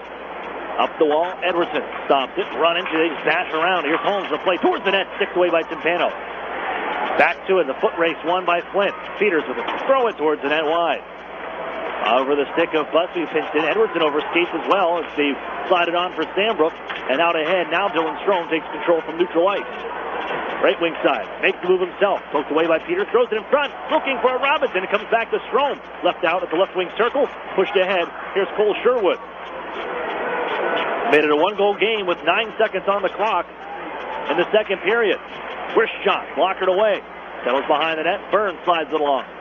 On the chip, it's grabbed by Henderson at the blue line. Little head fake around Fogle. Goes down low. Poked by Chernak. Denies the pass to Sherwood. And now a tie-up back in the far corner. Burns fed it. Squirts loose for Sherwood. He's tied up now, trying to whip it out in front. Moore comes on in. Chernak comes loose. Look out. Colella fires. Blocked by Erie. Sliding was Gurney. Chernak swoops in. He's got the puck and looks ahead. The pass to Gurney. Rolls off his stick as Henderson spins him around. And just on Ladia. That's Fogle, my apologies. Able to backhand it in. Grabbed out of the air by Gordeev. Put to the boards by Gurney, and now look out, a turnover. Into the zone come the Otters. It's Strome, wrist shot, glove save made by Forrest. Then right back out to center on the clear by Moore. The one-goal game here as Gordeev runs over Strome at center ice. Bounced off a body and Burns. Back out to center. Picked up by Smerrick. Off to the right circle, Peters driven back across. Gathered off the boards by Smerrick. He skates to center, nearly stripped the puck. The Otters do steal it. Dylan Strom moving on in, going to the forehand, trying to get the shot away. Flipped in front off the goaltender fourth. Knocked down by Commando, and they draw a penalty. Strom's going for high sticking. As they touch up, we have a call. Erie back to the penalty box. Dylan Strom. It's a cross-checking call, but he had to stick up high on Commando on the play. And after Flint came away with the power play goal at the end of the second period, a chance to tie now with a man advantage. A halt here. False draw. All of 1 second came off the clock. They put that back on. And resets to the left of Chipano. Chipped up to the wall by Erie, but not out. Here's Smerrick on the pass from Henderson. Back to Henderson with a one-time drive blocked in front. Loose, and the Otters send it between the legs of Everett Clark. Off the boards and cleared the length of the ice. Picked up by Henderson behind the net. Man advantage here for Flint. 1 for 4 on the evening. Spinning away from Anthony Sorelli and sends it down near side. Smerrick and Fergus. Wadnia joins the fray as well. 3 gold jerseys watching. Moore comes in. Takes a shove from Darren Radish. Erie able to move it up to the near side. The vacant point allows the clear. Midway through the third. Exactly 9:35 to go in a minute 14 with the power play. It's the Firebirds. Moves on for Moore on the left side. Float it towards the net. Glove down by Timpano. He'll shovel it ahead. Couldn't clear. Kirk has it. Shot fires and scores. Oh, Timpano tried to clear it himself on the backhand. Didn't get enough on it. It's gloved down by Everett Clark. And sends it through Timpano. And we are tied at 3.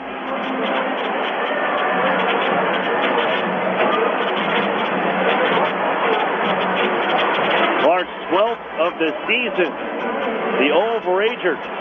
Ryan for the Mississauga Steelheads in the offseason does it himself, an unassisted power play goal. After Erie and their goaltender Timpano were unable to clear. You know, he wants that one back. You can see from his body language on the mistake, and we're even. Brand new hockey game. Here's the Erie Insurance Arena.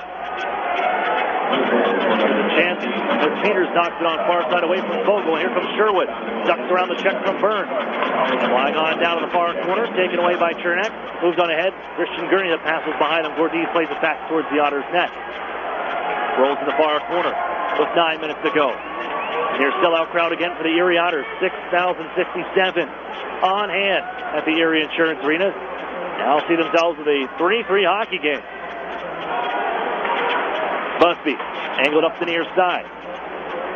Picked up by Mitch Byrne. Lifted on ahead. Goes off a couple bodies and sent right back, and Busby has it again from center. Gonna move it around Mitch Byrne. They will dump in. Changes on the Firebirds bench. Erie finishes a deep pairing switch as well. Darren Radish sends it on ahead. Knocked down by Peters and volleyed right back to the Erie line as the Otters stretch loose. A chance Sorelli. Trying to work it on ahead for Max Simovich. Peters back behind his own net. Reels it on in. Watching Taylor Radish. Played up the near side. There goes Collins out to center. Trying to knock around Durham. Bouncing still at center ice. And Sorelli trying to slow it down. He will move it back for Darren Radish as the Otters reset. And look to break out of their zone here. Skating ahead. Pushed just past the stick of Max Simovich, and an icing call to the Otters with 8:01 to go, third period. We're all tied up at 3. The Firebirds in the power play. Everett Clark knocks this thing up even, 3 apiece.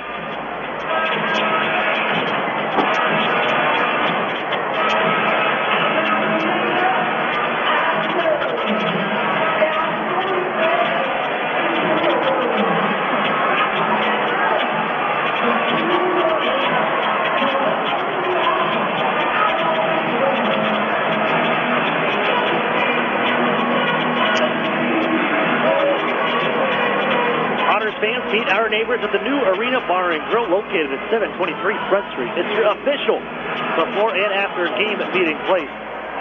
That's the Arena Bar and Grill, located at 723 Front Street, just a stop or pass away from the Erie Insurance Arena.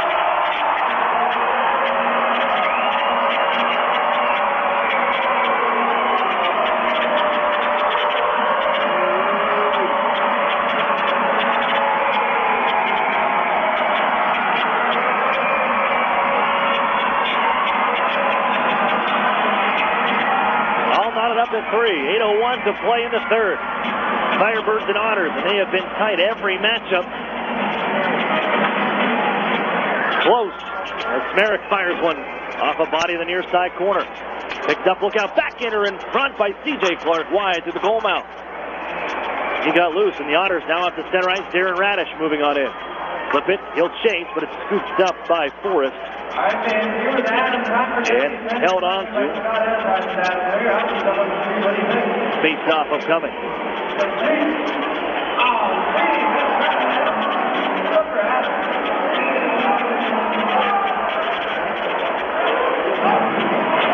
Figure out the face-off situation. Strome's going to take it out with Radish and Maximovich. Fergus. Darren Radish, the point man. Moved into the near side corner. Moved by Merrick. Played on by Peters. C.J. Clark looking. Finds Everett Clark, who just tied this game on the power play.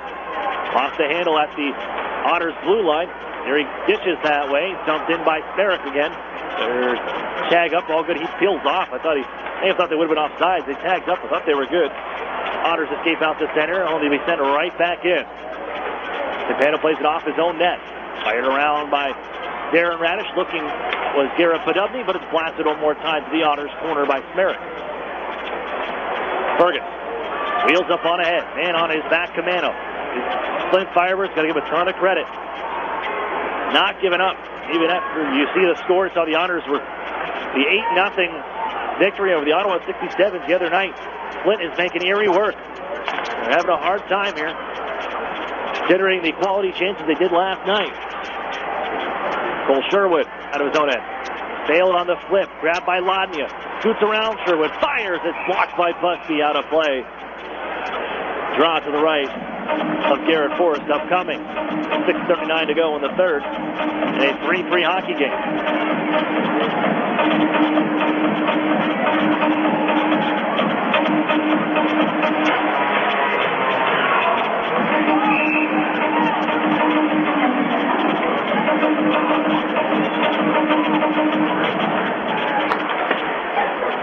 Hammering around the horn to the near side. Chernak knocks it down at the red line. Still bouncing, and will send it just across the offensive line, where it's rimmed in after a pass by Henderson. Colella looking for it after his own chip. Burns spins away from traffic. And out of the far corner, goes cross ice to pass to Gurney. On ahead for Pettit. He'll send it into the near side corner. Chasing Gordeev. Pettit knocks it behind the net. Power move here by Fogel. It's caught along the side of the net. Good blocker play by Forrest. Pushed ahead. Chernak keeps it in. Right off the body of Holmes, and they escape to center ice. Flint, left wing side, send it in. Caught the referee Tang, or linesman Tang. Chernak now back behind his own net. Moved by Pettit. Sandbrook able to get loose. Long string pass, looking for Fogel. Missing on the mark, and Busby back for the icing call.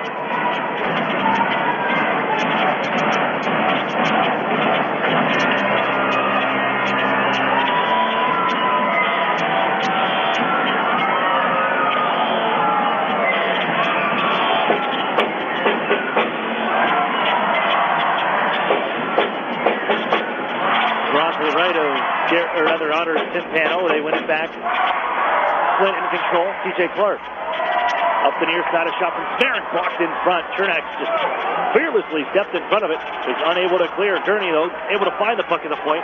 Get it out towards center. Goes off the stick. Lands along the near side. It's grabbed by Busby. Wheels back towards his own goaltender. Hands off to Jalen Smerrick. He'll skate out to center red. And then lifted into Erie territory, and the chase is on. Lozada's there. Pinned to the wall. Played around the horn. Picked up by Maximovich on the far side. They work out to center ice. Bounced off the near side boards, and no icing on the play. Back, Radish, and Peters. But it's Alex Peters to find Camano at the blue line. They get it out of the zone. Battle for right in front of us here. Pushed in by Taylor Radish. Now Smerrick. Takes it on near side. Doing it himself. He'll finish the job and change the forwards for Flint behind the play. Under 5 to go from the Erie Insurance Arena. We're all tied up at 3. It's Sambrook. Onto his partner Lazat. Cross ice one more time. Pettit picks it up, twirls, takes it down right wing side. Pushed to the corner, but throws it out in front, just missing the stick of Fogle. Wadnia finds it on the far corner. Heading back towards the back of the net. Moved and fired down ice. Flint guilty of icing on the play by Sherwood.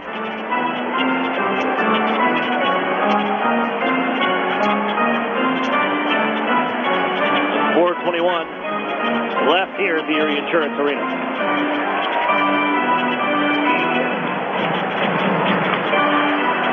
One towards the goaltender, fourth move by Peters. Pushed up ahead by Corellis. They were ahead of the play as Moore trying to chop it on for Sherwood. They're offside here as it bounces into Erie territory, and now offside is the call. Neutral zone draw coming. Nothing barking back and forth. Lauren Fogle and Ryan Moore just in front of the Otters bench.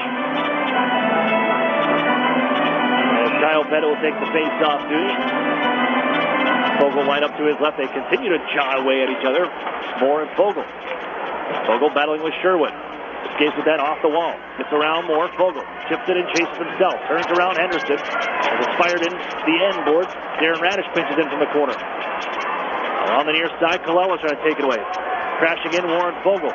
Sent to the boards here by Moore. As Radish still in on the forecheck, Darren Radish. The defenseman dragging in front. Sends it from a sharp angle. That was stopped by Forrest. DJ Fergus unable to keep it in. Goes off of Wadnia. And the whistle's out.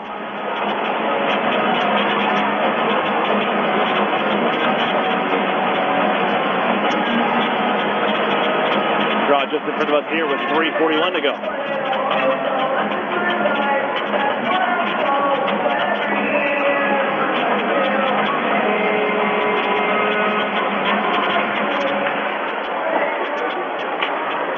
Played ahead here by Flint. Holmes sends it into the zone. As Cameron Lazat. Battle with Delandry down to the near side corner. Pushed ahead, Robinson trying to clear, able to poke just enough of it. Now Sorelli takes off. Garrett Padubny to his left. Sorelli sends it on in. Now we'll chase. Trying to pitch it back behind the net. Padubny was there. Tie up along the corner with Busby. Garrett Padubny, as the puck is knocked loose, sent down to Erie territory by Holmes, turning and whacking away. Sambrook gives cross ice. Cameron Lazat out ahead, just missing Sorelli. Smerrick back after it. On his trail, Garrett Padubny. Smerrick spins away from the poke check and launches it on ahead. Knocked out of midair, they would have been offside. Lazat knocks down. Erie grounds the puck. And a chance to skate out of their zone freely. Sambrook just on Strome. Ahead, Robinson. Max Simic takes the one-touch pass. Gets around a man. Max Simic thrown in front for Strome. The backhander just wide on the deflection. Kept by Chernak on the right wing. Line fires. Blocked on bouncing left side. Trying to sweep it towards the net with Strome. Looking to duck around Henderson. Gets the pass back from Taylor Radish, but couldn't hold on as Everett Clark sends it out the center. Clark gets it back from C.J. Clark. Puts it off the stick of Camano and into Erie territory with 2:20 to go in a 3-3 hockey game here from the Erie Insurance Arena. Taylor Radish out ahead. Gives left side. Strome moving in. Off the stick, the shot blocked. Radish picked up that rebound, gives to Chernak. Open right side. Chernak fires. Blocked in front by Smerrick and lifted ahead by Moore. Bouncing down Sherwood. Right side. Rister blockered away and out into the crowd by Troy Timpano. So at 10:37, Everett Clark ties this game with the man advantage. Knotted at 3 in a minute 58 to go. Here's from the Erie Insurance Arena. The Otters will take the road right after this one.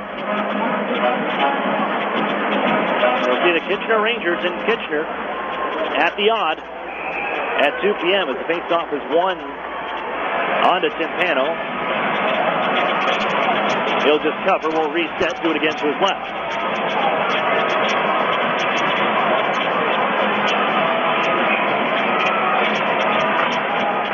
One behind the Otters net. That by Kyle Pettit. Darren Radish now. Skates ahead, gives off Gurney, right side. It's Warren Fogle. Shifts it around, Matthew Henderson, gives off to Gurney, loose in front. Quick shot, it's blocked by Busby. Jammed up the wall, but not out. Darren Radish keeps it in. Flip it back down low. Sherwood looking to do it again. It hops over his stick, picked up near side, and Henderson launches it on out the center, looking for more. Now Kalella kicks it to himself, with Sherwood on in front. Gives away, blocked on the pass, Darren Radish. Here's Radish coming out of the near side corner. Wheels back as Moore chases him. Otters look for an option ahead. Darren Radish has skated himself. They're changing ahead of him. Radish does it himself. Launches it on in. Blocker to the far wall. Here's Anthony Sorelli. And they kick it loose. Bounced onto the far side. Durham to sweep it back on out to center ice. A foot race here, but it'll be an icing call to Flint with 61 seconds remaining. Otters with the Team Canada line out ahead. Strome, Sorelli, Taylor Radish. A timeout called by Flint. Head coach Ryan Houlihan. You can't blame him. You don't go home with him. And he'll rest his men. The offensive zone draw upcoming to the right of Garrett Forrest.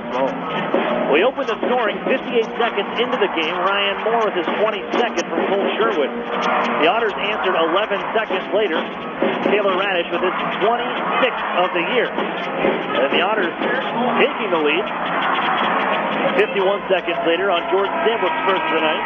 Sambrook would add another in the second period for his first ever two-goal game in the Ontario Hockey League.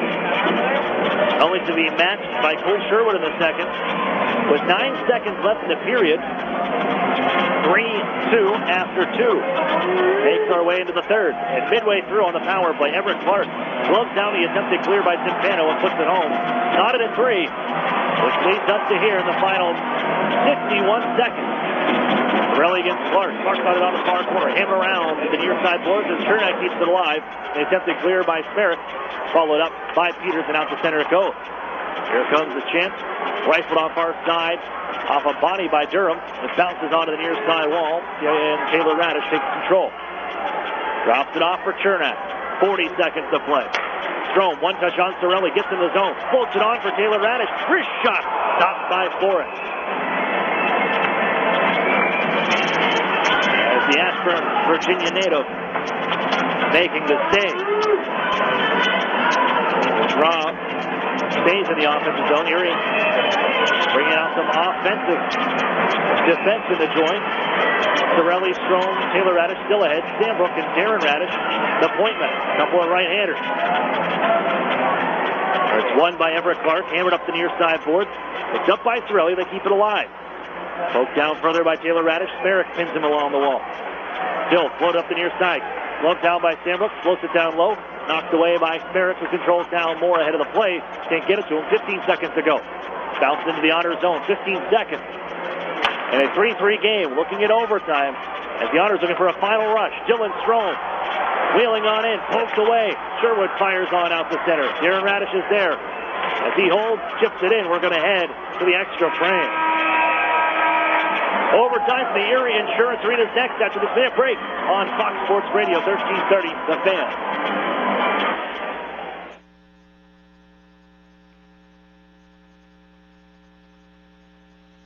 Whether you're a student athlete, a seasoned competitor, or a weekend warrior, UPMC Hammett Sports Medicine is the only regional program with more than 30 years of experience treating sports-related injuries. From sports injury prevention to specialized treatment, visit us in our facility located in the Bayview Center at 100 Peach. UPMC Hammett Sports Medicine is recognized for its expert treatment and rehab of any sports injury. Count on UPMC Hammett Sports Medicine, the choice of area athletes. Visit upmchammett.org for more information. Otters fans, if you're looking for the best hand-cut steaks, fall off the bone ribs, made from scratch sides, ice-cold beer, legendary margaritas, and fresh-baked bread, then look no further. Texas Roadhouse, located at 7475 Peach Street, Erie, is the place for legendary food and legendary service. Whether you're looking for a special occasion or just a night out with good food and friends, think Texas Roadhouse. And don't forget to cut your wait time by using their favorite famous Cullahead Seating. That's Texas Roadhouse, 814-864-9494. What's 10,000 square feet with 100-plus arcade games, all set to free play, including air hockey and one round of glow golf, all in one great space? If you said Playport Erie Arcade, Erie's largest indoor arcade center, you're exactly right. And if you haven't had a chance to stop in and enjoy all those old favorites and new challenges, now's the perfect time. Race your friends head-to-head with the 4-player simulators, ride motorcycles, boats, skis, and more. Playport has bowling, pinball, basketball, hunting games, and of course, all for a one-price admission. Come on into Playport Arcade. It's like having that feeling when you wish you were a kid again. Yeah, that's the feeling you'll get at Playport Erie Arcade. Playport is more than just an arcade. Playport is Erie's first indoor glow golf attraction. It's like walking into another world as you enter the glow golf room filled with neon and different fun obstacles at every hole. Playport is fun for all ages. And now for a limited time, grab 3 people along with yourself and take advantage of the 4-pack special. But hurry, it's only for a limited time. Playport Arcade on West 12th Street in the big white building just east of Peninsula. I beat my best score. I love this game. Back here into the overtime period, a minute in, as the Otters just missed down on the far side. A chance for Dylan Strom as Cole Sherwood settles it down and hands off. Jalen Smerrick bounce back on it. Sherwood winds it on ahead. Flying on left wing side. Fires a shot. Stopped by Timpano. 3-on-3 overtime. Tied at 3 as the Otters lead it ahead of 2-on-1. 3-on-1. Maximich. Sambrook can't take the pass as the Otters got a little pretty on the dishes. As worked onto the near side wall from neutral ice, Smerrick. Tied up here with Sorelli, and the Otters take. Sambrook spinning away. Trying to get away from Commando now, loose on the far side. Tied up. I think we're going to have a couple of penalties. Whistle sounds. Double holding calls, I believe. No, they're just going to get one. Just Commando. I thought they got both Sambrook and Nicholas Commando. And it's 2 for holding. He is not happy. I thought they would have both go in there on the tie-up at the far circle. But Erie's going to the power play here in overtime in a 4-on-3 man advantage.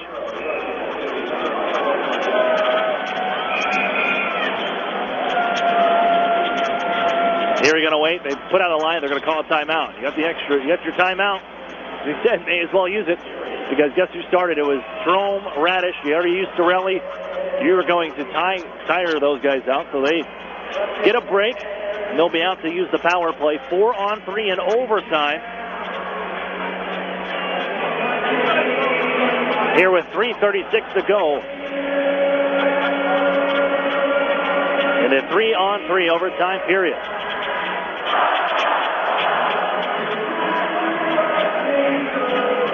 The Otters are out to a 3-1 lead at one point in the second period to see the Flint Firebirds climb back in the game, starting with a Cole Sherwood goal with just seconds remaining in the second period. Then Everett Clark ties it on the power play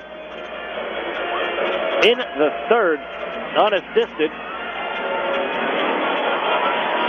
And out of the man advantage go the Otters. Silver medal line up front.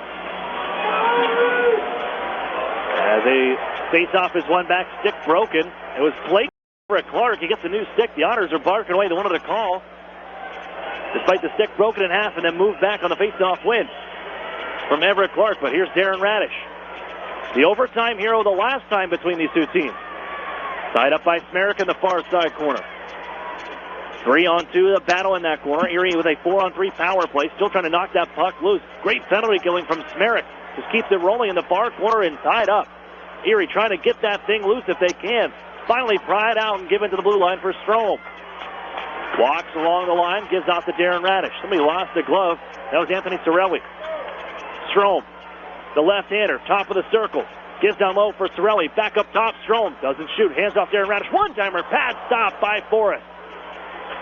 Here's Darren Radish tripped up, and another call upcoming. Everett Clark will go. 5-on-3 for the Otters in overtime.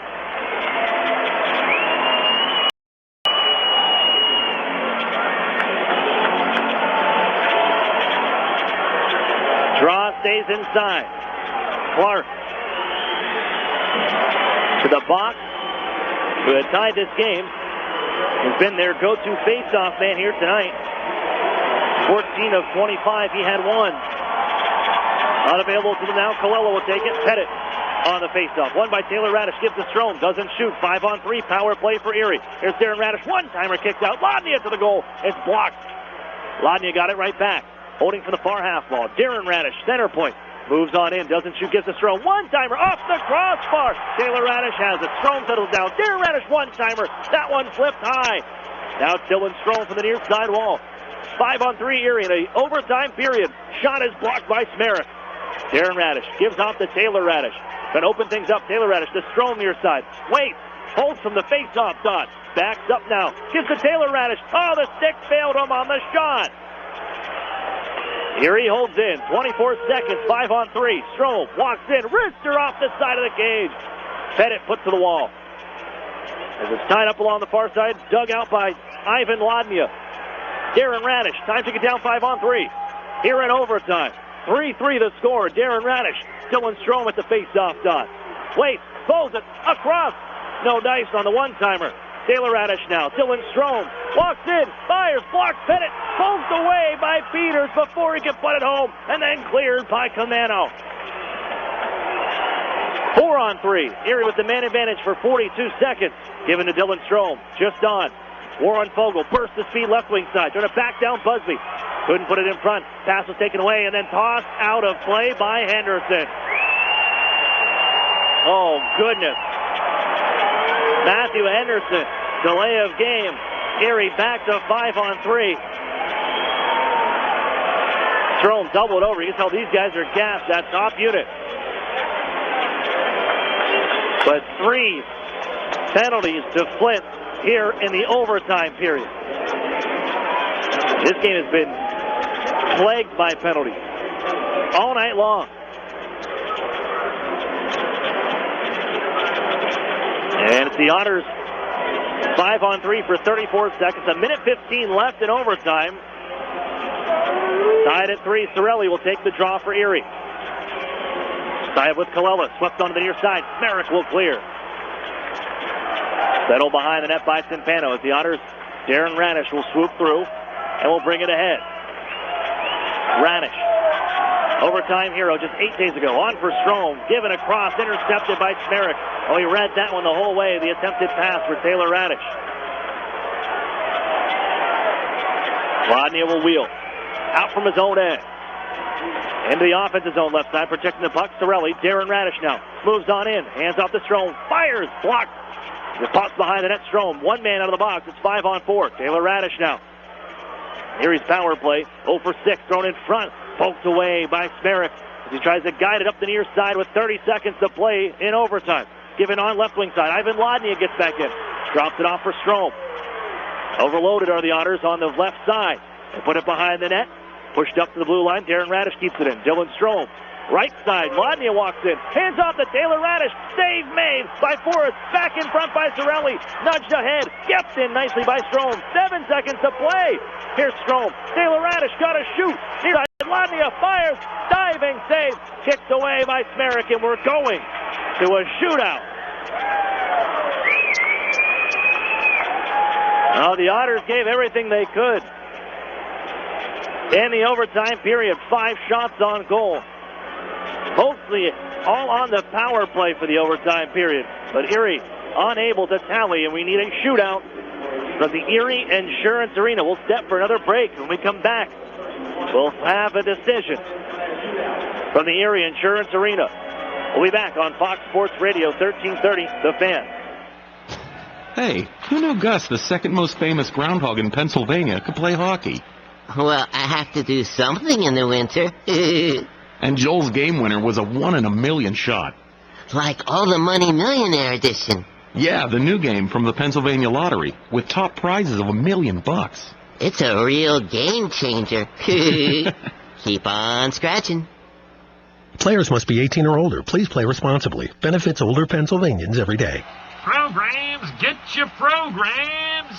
You know, Mill Creek schools have all the programs you need. Really? Yes, they have preschool programs, Center for Performing Arts programs, Honors College and ROTC programs, dual enrollment and student internship programs, not to mention 16 advanced placement courses, 30 varsity sports, and over 50 high school clubs and activities. Sounds like they do have a program for everybody. Programs, get your programs! In the Mill Creek School District. WFNN, Erie.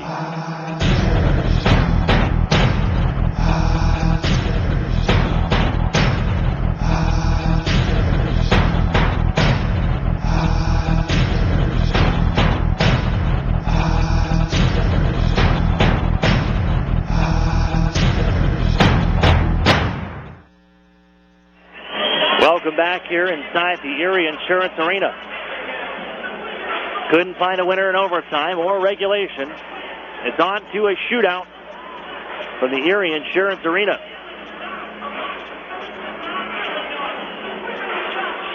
They continue to clean the ice here. The Otters with a 3-1 lead at one point.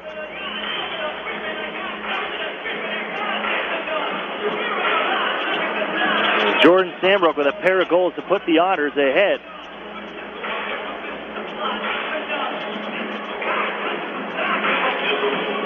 But rattling back.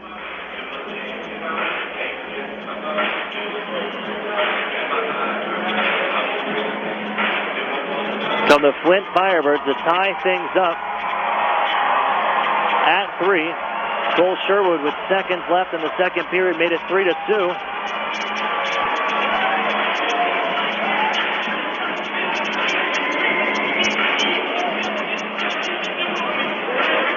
Then in the third period,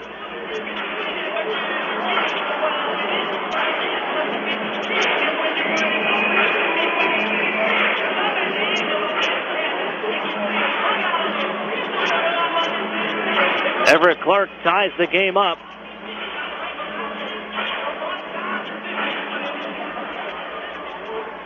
On the power play at 10:37, which leads us to here. And the Otters unable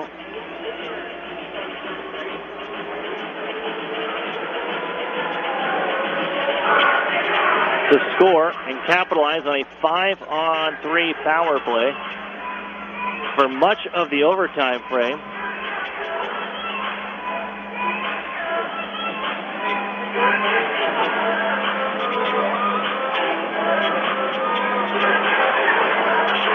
And we're going to need a shootout.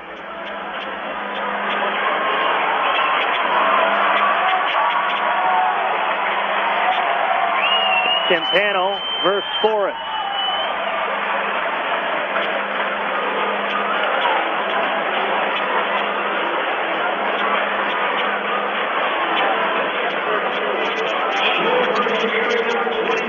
As Ivan Lodnia will start for Erie. 2 for 2 on the season. Lodnia wheels out wide left. Likes to go 5-hole. Lodnia moves in. Tries the 5-hole. Stopped by Forrest. That's, if I'm not mistaken, Ivan Lodnia's first miss in a shootout of his career. Cole Sherwood next. Expect him to use some speed and snap a shot here as he comes in right down the middle of the ice. Walking and going back and missing wide on the play. Warren Fogle take the try. 0 for 1 on the season with Kingston. Fogle with speed down the middle of the ice. Here comes Fogle on goal. Trying to slide it through. No dice. Forrest keeps it out. Next is Ryan Moore.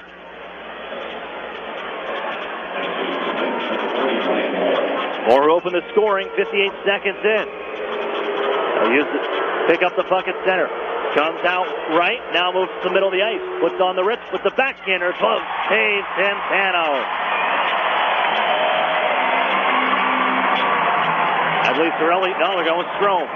Torelli's 3 for 3 on the season. Dylan Strome will take the draw, his first opportunity of this season. Strome likes to shoot. Comes wide right, back to the middle of the ice. Moving on into the backhander, slides it home! Zip it up and zip it out. Dylan Strome puts it away. The Otters have a 1-0 lead. comes down to this.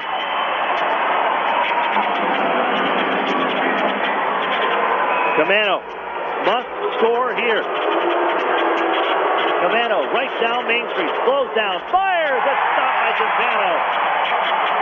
Otters win 4-3. You can rock them from the Erie Insurance Arena as Erie holds on in a shootout. And it's on to Kitchener tomorrow afternoon. We'll step for a break. Duskus Martin Funeral Home Postgame Show is next on Fox Sports Radio 1330, The Fan. National Fuel says, smell gas? Leave fast. Then call 1-800-444-3130. If you detect something that smells like rotten eggs, it could be a natural gas leak. Leave the premises immediately and contact National Fuel from a different location. Do not use your phone or turn on a light inside the area. Immediately leave the premises and call National Fuel's emergency line. Play it safe and remember, smell gas? Leave fast. Then call 1-800-444-3130. Over the years, technology has greatly improved the productivity of the business office, from faxes and copiers to multifunction printers. Now we don't know how to get things done without them. And that means you need a reliable printer copier and a dependable service plan. That's why you should trust Cooper Business Machines. They are Erie's only authorized dealer for Sharp document systems. And most importantly, they will maintain your machine so that it continues to, well, work. Just like your car, it needs regular maintenance and parts need to be replaced regularly. If your copier isn't properly maintained or you're not getting toner in a timely fashion, then you've been reminded what it's like to work in the dark ages. Don't wait any longer. Your business requires dependability. Shouldn't you expect the same? Cooper Business Machines, Erie's only authorized Sharp dealer and service provider, helping you get back to business since 1980. Online at cooperbusinessmachines.com or call 456-7585. Keep up on all things Erie Otters by following us on social media. Follow the Otters on Twitter and Instagram at Erie Otters, and like us on Facebook at facebook.com/Erie Otters Hockey. You'll get up-to-the-minute news on all things happening with your Erie Otters, so check us out on social media today.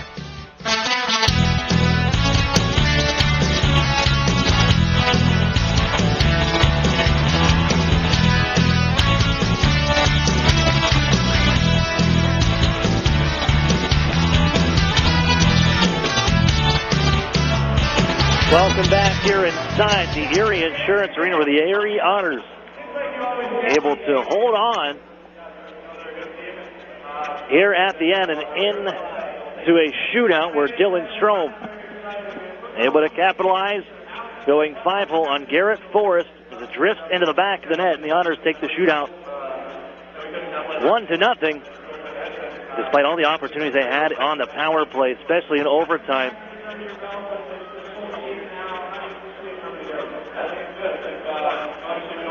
As the Otters end up 0 for 7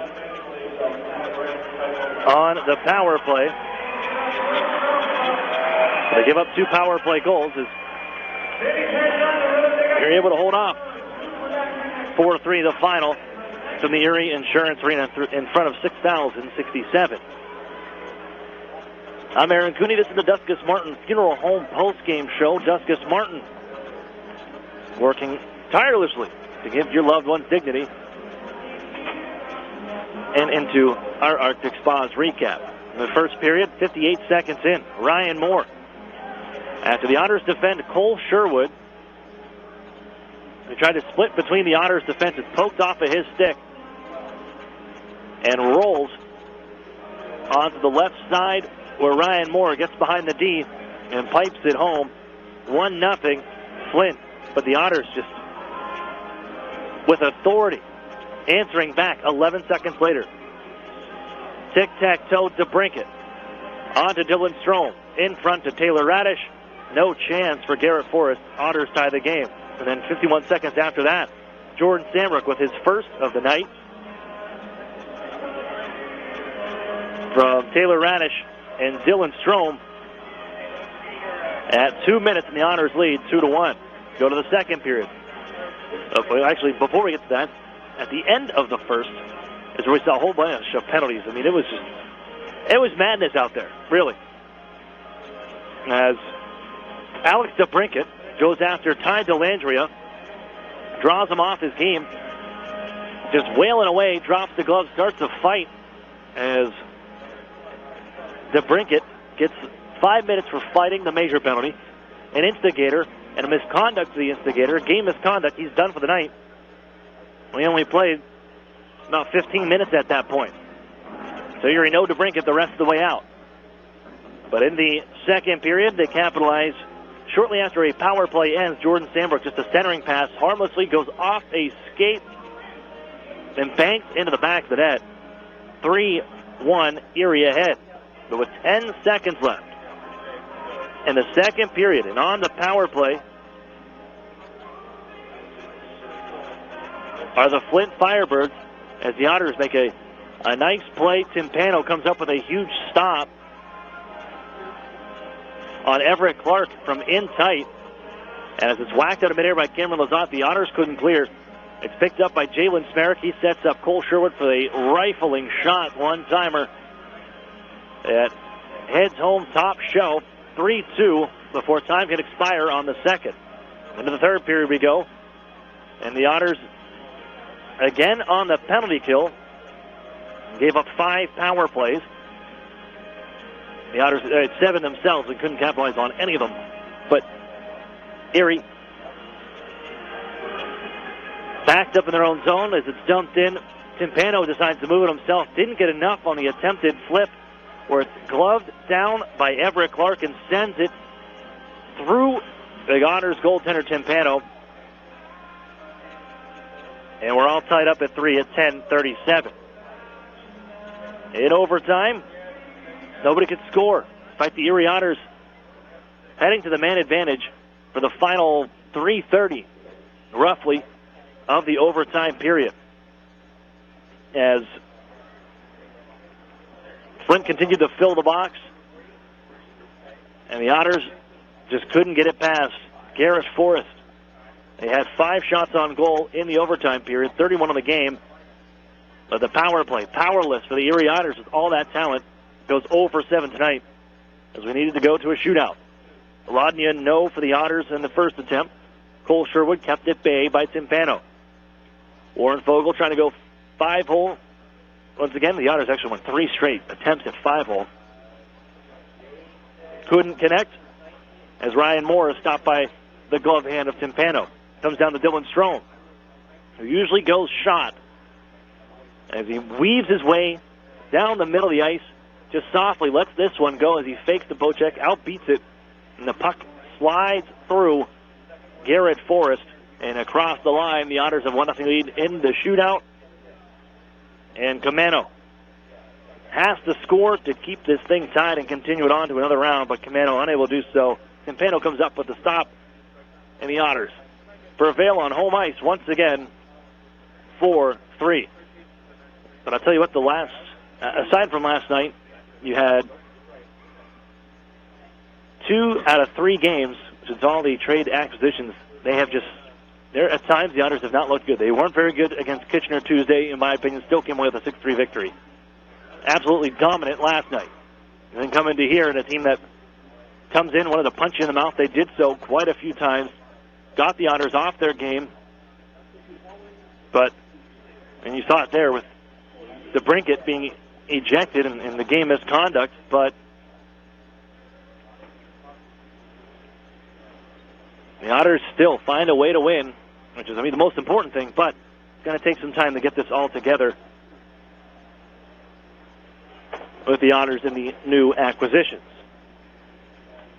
6,067 on attendance here tonight. Another near-capacity crowd for the Erie Otters at the Erie Insurance Arena on this weekend game, as the Otters aren't home again until the 24th, because guess what? We're going to see the Flint Firebirds one more time in just a week. The Otters will be up in Flint with a stop at the Dort Federal Event Center.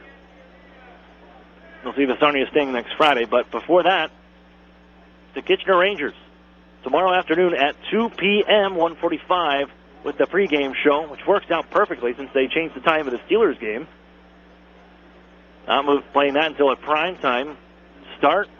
So get the Otters in the afternoon, kick things off at 2 o'clock on a big sports Saturday for you.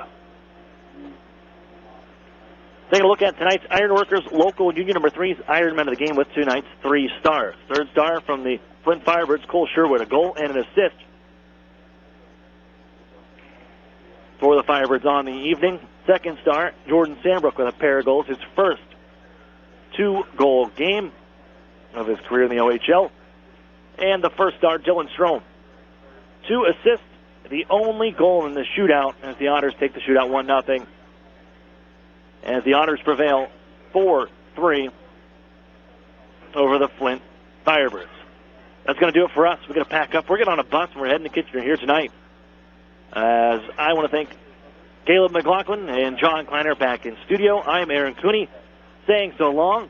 As you'll talk one more time with us, that'll be tomorrow afternoon, 1:45 pregame show live from the Odd in Kitchener, Ontario. Otters and Rangers at 2 p.m. Final score, Otters 4-3 over the Flint Firebirds. We'll talk to you tomorrow afternoon.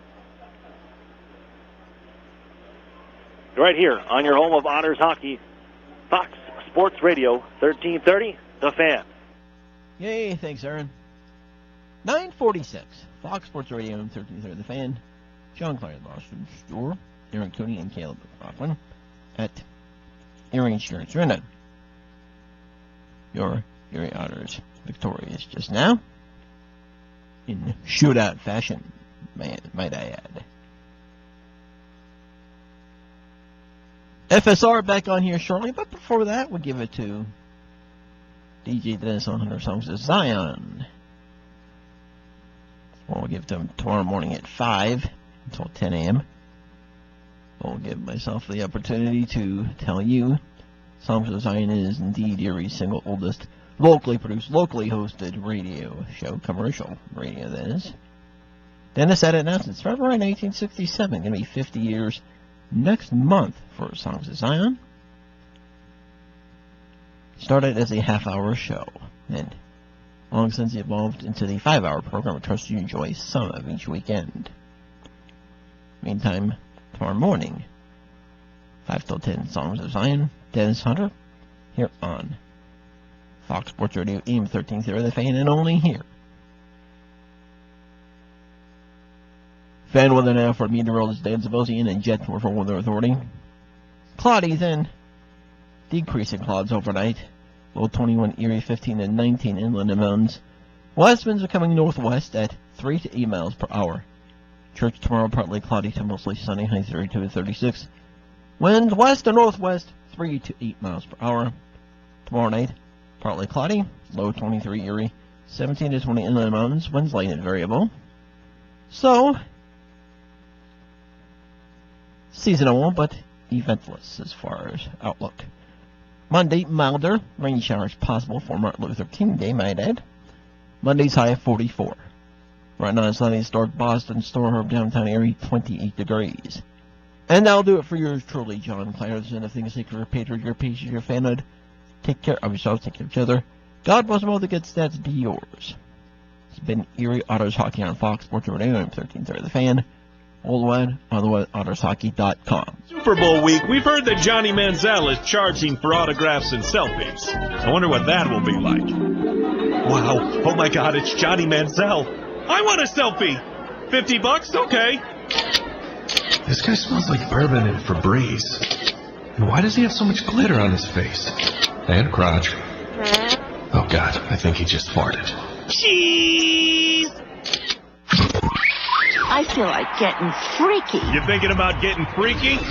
You might as well get freaky in the herd. Awesome! Weekdays, noon Eastern, 9 a.m. Pacific on FS1. The herd. Catch the herd on FS1.